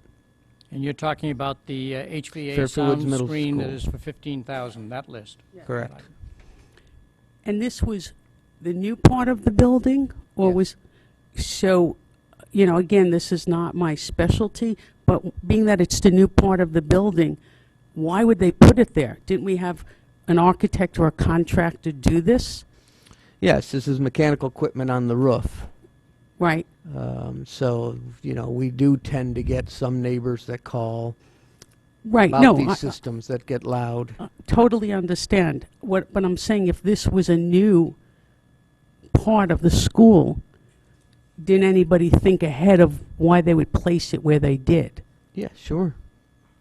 Sure, they place the equipment. I think we've had a lot of neighbors come to the building committee meetings when we do the projects such as Stratfield, and they do request things from the building committee to research. Is the equipment going to be really big and unsightly? Is it going to make a lot of noise? Am I going to hear it? And the architects and engineers design these systems where they need to go on the roofs, following all the codes. In this case, there's a certain neighborhood on Fairland, I think it's called, street, Something. can hear this system running and have voiced their opinion and complaints to our office numerous times. And the building committee cannot fix it because they have no money left. Correct. Otherwise, we would be asking them to do that. Yeah. Thank you. how long has this been on the roof for? I don't know, how long has it been on the roof? 2 years? Yeah, 2.5 years. Another project that you want to get clarification on? Yes. So in other words, all these projects, even though that one is not a safety issue, that still has to be done in this year's budget. It does in our mind. You know, we have enough complaints coming in from the neighbors about this system, and, you know, they want us to promise them that we're going to do something about it. We did call our roof PM contractor, preventive maintenance contractor, to take a look at it. They do have sound attenuation they can put up there. So we do try and respond to the neighbors when we get complaints. We want to be courteous to everybody in the neighborhood. We want to be good neighbors, but also the neighbors will say it is affecting their health as well. I think it's just a sound issue. That's what I'm saying. I've talked to people who, when they hear that sound, it just is. You'd be surprised how many calls we get. Summer afternoons, people are out on their decks and they can hear air conditioning units turning on the school buildings, and it bothers them, and they let us know.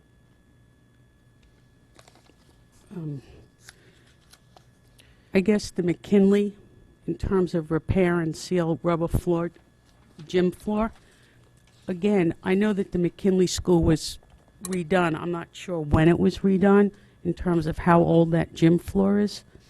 Yeah, it's 2003 it opened. So Okay, so is there a way that they can repair it again for obviously safety issues? Yes, the floor needs to be stripped, all the lines taken off, stripped, resealed, and recoated, and all the lines put back down. This is not a new floor. This is a repair of the Right. existing floor. Right. This is the repair. That's what the price Yeah, is that's what for. I'm saying. That's the repair of the existing. It's not a new floor. Correct. Right. Okay, let's go on to Mill Hill Elementary School. Before you leave that, are there no warranties on, McKinley, or is the warranty gone or something? we're 11 years out. So Most is warranties are covered 1 year, parts and labor. oh, just 1 year. You know, unless you're talking about like a roof that has a 10 or 20-year warranty. And that's also one of the consequences of the huge amount of community use we get. I mean, go to McKinley every Saturday and watch all these fifth graders running up and down the basketball court, and all summer, you know, the buildings that are, you know, so our buildings get a tremendous amount of use, and the wear and tear adds up, and then if they aren't, you know, perfect to begin with for whatever reason, then this happens. So part of this is the cost of doing business, because these facilities are used by the town as well as the school district. Which is great. Which is great, Which but is every great. once in a while we got to put some money into them. And we haven't been putting enough money into them. And so I just caution you about trying to take some of these out right now, and they're all important. And who knows if we can even do them all when the dust settles. So You had a question about Mill Hill.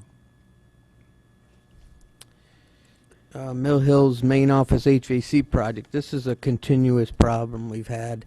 There's a suite of about 5 or 6 rooms in the administrative area that get extremely damp and moist. We provided some portable dehumidification units, but they can't even keep up. They're constantly reading 70% humidity, 80% humidity. The custodian's emptying them every day. So we found that the existing rooftop unit servicing those areas is extremely old, and a newer system could provide dehumidification while it provides heating and cooling. So we wanted to address that. Are you putting the whole roof or just a part of the roof? Just a rooftop unit for that specific area. Most of the school's administrative areas have their own system. Almost all of them do. So that particular system happens to be old. It doesn't have a dehumidification portion to it, and therefore that suite of areas seems to get very damp and wet. We've even gone in and removed carpeting in the principal's office and went to VCT, which is vinyl composite tile, to try and help it. But it's just numerous times during the year that suite of rooms gets very damp and wet. And we've tried all these dehumidifier units and they don't work. The portable dehumidifiers work, but they're running constantly. They don't cycle. They constantly suck water out of the air. The readings we're getting in those rooms are 70% humidity. That should be dropping down to 20 or 30 when And this they're is working. all year long? Most of the year. So if you're putting in, or planning on putting in a new air conditioning unit, if I'm following you correctly, would they, then at that point, would they just put in a bigger unit to run air conditioning through the school? Because that is not an air-conditioned school. No, that's a totally different project. That school doesn't even have mechanical means of fresh air. You'd have to start there before you added air conditioning. But it has it in the offices. Offices, like I said, most schools, almost all our schools, the administrative areas were designed with HVAC mechanical units. For the benefit of the new members, almost every time a major project comes up, this board debates, can we now air condition the whole school? And then, yes, right, and then the architect dutifully tells you the number, and that stops the conversation. Or starts it, but it's always a big number. Tom, if I might ask you, if I can interrupt one moment, Ms. Carnell. So Dr. Title from time to time makes a comment about you should see the list of projects that Tom wanted but didn't get. What's the value of the projects that ended up on the editing room floor? Well, I have that. Now, I don't need the individual ones, just what did it total up to? I have a total here. Yeah.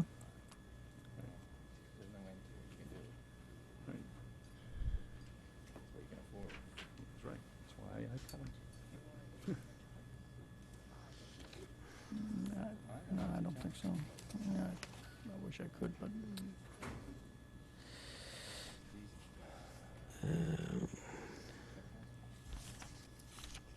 All right, so the way I break down the list is we meet as a group internally, my construction team, maintenance team, facilities. We walk the schools, we talk with the principals, and we identify code issues, life safety issues, security issues, and come up with a running list.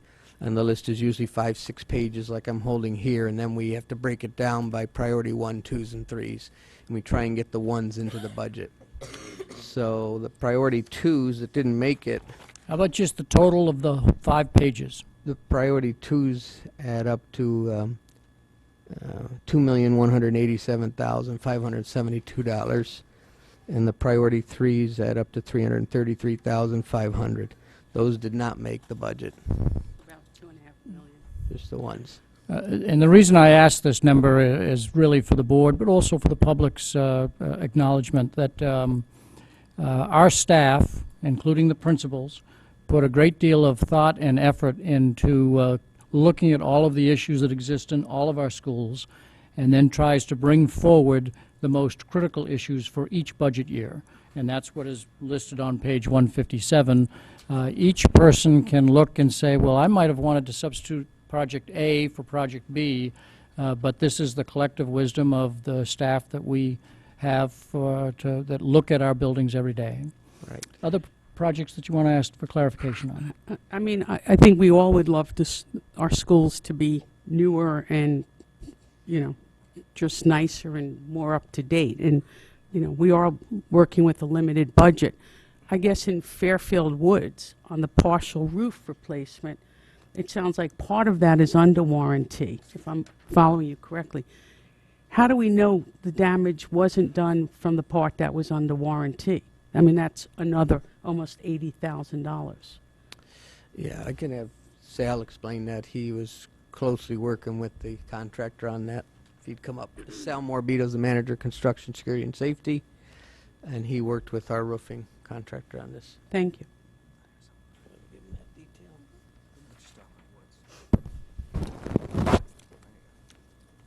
Hi, your question is about the roof replacement at Ward. I believe that's Woods. a partial, the part that's not under warranty.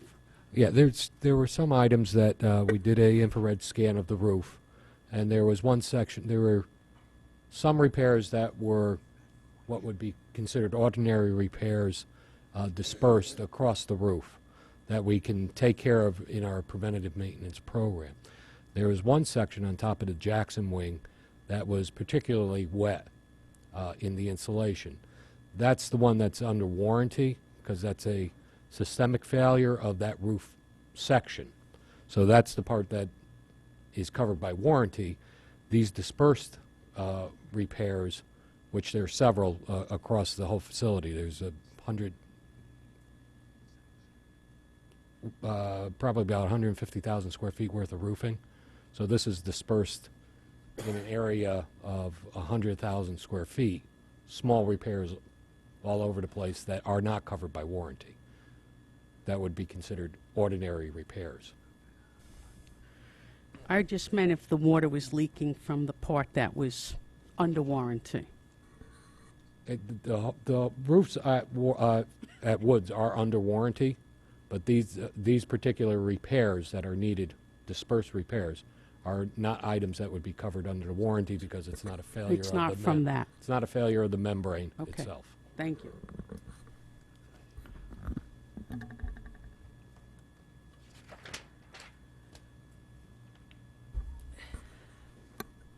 Okay, we'll go on to, where are we?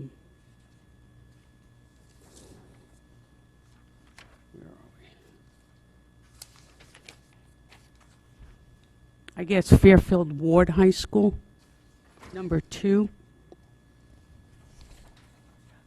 The small gym backboards, is that what you're referring Yes. to? Right. These are existing to the original building. The way that they crank the backboards up to get them out of the way is manual, and it's up about 12 feet, so that the kids playing basketball, if they, go to make a layup and make it and continue to hit the wall, they're not hitting a big box with a crank. So it's lifted up real high, and the athletic directors have to get up on a ladder and crank them up. And they're getting old. It's very hard for them to do. Strenuous. Not the staff, you're talking about. Right. The You're systems talking about the are. equipment. Getting old, the No, the staff staff. The staff very fit and athletic, but they have to keep getting up and crank them up every time they want to put them up. Today's standards are all electric. You push a button. So they've been asking and asking and asking, can we get these fixed? They're getting harder to do, and that's a pain in the neck. These are essentially hand winches. Correct. But in gym, maybe that's a way to get some muscle by doing Yeah, this. I think the major issue is they're up 12 feet, so you have to get up on a ladder and do it to 6 of them every time you want them up. Yes. Yeah. Yes. Correct. I guess WD-40 won't work anymore on those. I guess the library media center, carpet replacement. I have no idea how big that room is. So. It's a large area. Carpets, we've done studies on carpeting in heavy use areas. You get about 7 to 10 years out of them. So this carpeting is 10, 11 years old. It's in a very, very heavy use area. You can imagine the amount of students going in and out of the library. And it did not hold up well at all. I have to make comment on that, though. I am curious. My understanding is that when the carpets were first installed, the contractors messed up the installation of the carpet and put the carpet meant for the media center in the main office and put the main Correct. office carpet in the library. Yes. Right. Why did we not go back to the contractor to make sure that they undid that and did it properly? It was a building committee issue at the time, and it somehow got switched. The design of the carpet for the library was put in the administrative area, and the design of the carpet in the administrative area was put in the library. That's what happened. I guess I'm just concerned, like, why didn't we not hold them accountable? That was a The building decision of the committee building issue. committee, Decision not of the of the building committee contractor or the architect. Issue, the work was already Yes, done I and understand installed. what you're saying. So there would have been an upcharge to replace it, switch it, and What Mr. Cullen is saying, that was not an issue of the contractor, it was an issue of the building committee making a choice that wasn't. So you can hunt down the volunteers who served on that building committee Can we get those names? and ask them that question. Are they going to replace it with more carpet or maybe a more durable floor? No, Like it'll the be time. carpet. Our libraries are one of the few places we still do carpet for sound attenuation and the amount of use they get. So it will be a new carpet. It will be something that's stronger and better use So, in the library setting. No Persian carpets. So I'm approaching the 11 o'clock hour. Have you finished your investigation, or do you have another project you want to inquire? I don't think it's an investigation. I'm just Okay, trying to an understand these inquiry, capital. inquiry. Thank you. Well, considering I got an answer for everything, and I really appreciate that. Yes, That you're was welcome. helpful to Yeah, if you explain. think of anything else, you can Yeah. send it to central office. We'll answer it. When I plan my next renovation on the house, I know who's. So, Not the building committee. so adding to my list of optimism, go ahead, Mr. Fattabine, Question and then comment. Mr. Patton. I just want to get a perspective as to scale here. Could you tell a ballpark number as what the total square foot is under your control in the district? How many square feet in building space do we have in the It's district? just under 2 million. 2 million square feet. All right, so it's a perspective scale. And Talking about 607 650,000. acres of sitage. Of 2 million square feet to maintain and take care of. I just want to get a Yeah. perspective of scale here. It's interior, and this site acreage is about 607 acres. Okay, so can I assume that optimistically you've joined Mr. Convertito and said you'll not be pursuing this particular page, or am I misreading you? Opportunistically, I won't be pursuing it. Thank you very much. But I do want on record, I'm not happy with all the answers. Keep asking. Here we go, the list of projects. So according to my list, we are now at 11, and Mr. Patton, you had a final word that you wanted to say? I just wanted to nobody really seemed to bring up Ms. Carnell's question on the HVAC system. And Mr. Cullen, if you could, many of us are aware of what the cost for a school system or elementary school system redo of an HVAC system. Ballpark figure as to obviously why we haven't done these in all the schools. What does a redo of an HVAC system in an elementary school cost? In elementary school, if the structural system of the roof can support the equipment, which we run into trouble with at a couple of the schools, we're looking at about $500,000. But that is a big if, because the structure does come into play quite frequently. Right. It's just obviously it's the difference between the $30,000 for the little area of the administration offices in Mill Hill versus the school. So that's So, if we're done, and so I want to make a couple of final comments in terms of preparing for Thursday. We have a dozen items. If I make a rule that says we're going to have 10 minutes of conversation on each item and 10 minutes of public comment on each item, that's 4 hours just on the budget. Forget the rest of our agenda. And so we need to find a way to have the board have efficient conversation on each item. I need to have the board say, if you have any other questions of fact or clarity, that you ask them of the superintendent, and that we don't spend time at the Thursday meeting asking questions of fact and clarity and edification, because then that'll just extend the 4-hour time period. So I am trying to find a way to make sure that we have efficient discussion on these 12 items, so that we ensure that we also have time for public input on each of these 12 items. Last year, I thought it was fair, but a couple of people in the audience did not. Some of these items may only get 2 or 3 votes. Who knows? They're not going to, all 12 will probably not see the light of day, using that phrase. And so last year I attempted to say, well, why don't we get down to where we really have a debatable issue, and that we're probably going to accept this. And then once we get to that number, then we can go to the public, and they know exactly what we're considering. That was not well received. So this year I'm committed to saying all 12 items, we will ask the public for their input, as per our standard. I can only do that if this board cooperates and limits their discussion of an argument on each of the items. Perhaps the maker of the motion will advance why, and if there's somebody that wants to say, no, here's why not, and then we can go to the public to make sure. I don't have a perfect solution to this because the board needs time to talk, but this is the only opportunity for the public to also voice their concerns, and I've got to find some way to get both in without serving breakfast. So that's just an issue I want you to know that we're facing. Mrs. Maxon Connelly. If it would be possible, and again, I recognize that this is less than a 48-hour turnaround time, but for the public to be fully aware of exactly what we will be grappling with on that night, if there's some way that this could be posted, what these 12 items are.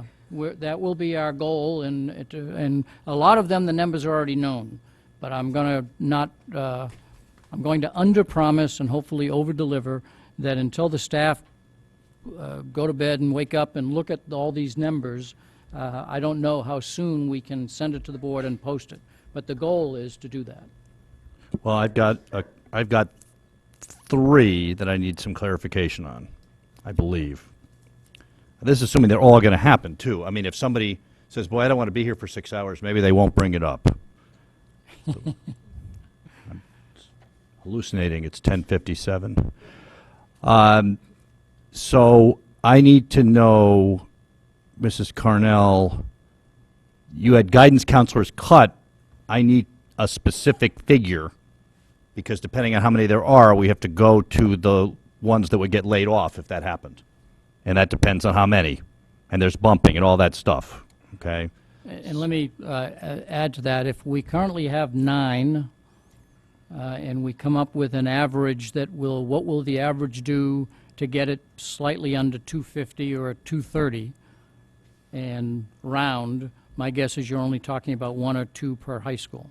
Well, I'm going I to don't, assume. I don't know. I just need to know the number. I can argue the merit of No, this. I have, right. I'm just saying, this is what's open in my view. So get to Dr. Title and Right. work that out so think- that both of you are on the same page. Absolutely, and that's only 9 in the high school, so. Correct. Right. So I've got, these I have the numbers on. I have the assessment, that's clear. Parking fees I know. We can cost out a para. Guidance, so I need to know the number of guidance counselors. I need the specifics, Mr. Llewellyn, on your proposal in terms of that. And then on that one. And then, Mark, you had several things on that world language. I don't know where you landed. Did you land on restore the 6th grade and eliminate 4th and 5th? Was that your final offer? That is correct. Okay. So I will cost that out. And I know we have the full restoration. We already have that done, right? And I think that's Can I add one tweak to the pre-K busing, just for my info? the pre-K busing, I've got a figure that, But one more thing, can we do it, let me ask you, can we make What? sure that buses have at least 5 or whatever, 10? Can you require that a bus be filled by a certain number of students no, that sign up because for it all busing? depends on how far away they live from one another. Oh, so what, can you just, for my edification, what is the distance requirement? We have a minute, so how about edification afterwards? Because transporting students does Mr. not Fickey, lend right itself. there. He'd love to talk to you. And before you leave, you might want to tackle him because it doesn't lend itself to a 60-second Right, there's no answer. question for Mr. Fickey that can be answered in 60 seconds. Okay. So we are at the 11 o'clock hour, which according to our bylaws means that we are automatically adjourned, but for the purpose of the minutes, can I have a motion? Mr. Convertito, Mr. Patton, all in favor say aye. Aye, it has. Thank you very much. Right, it's really 5 off.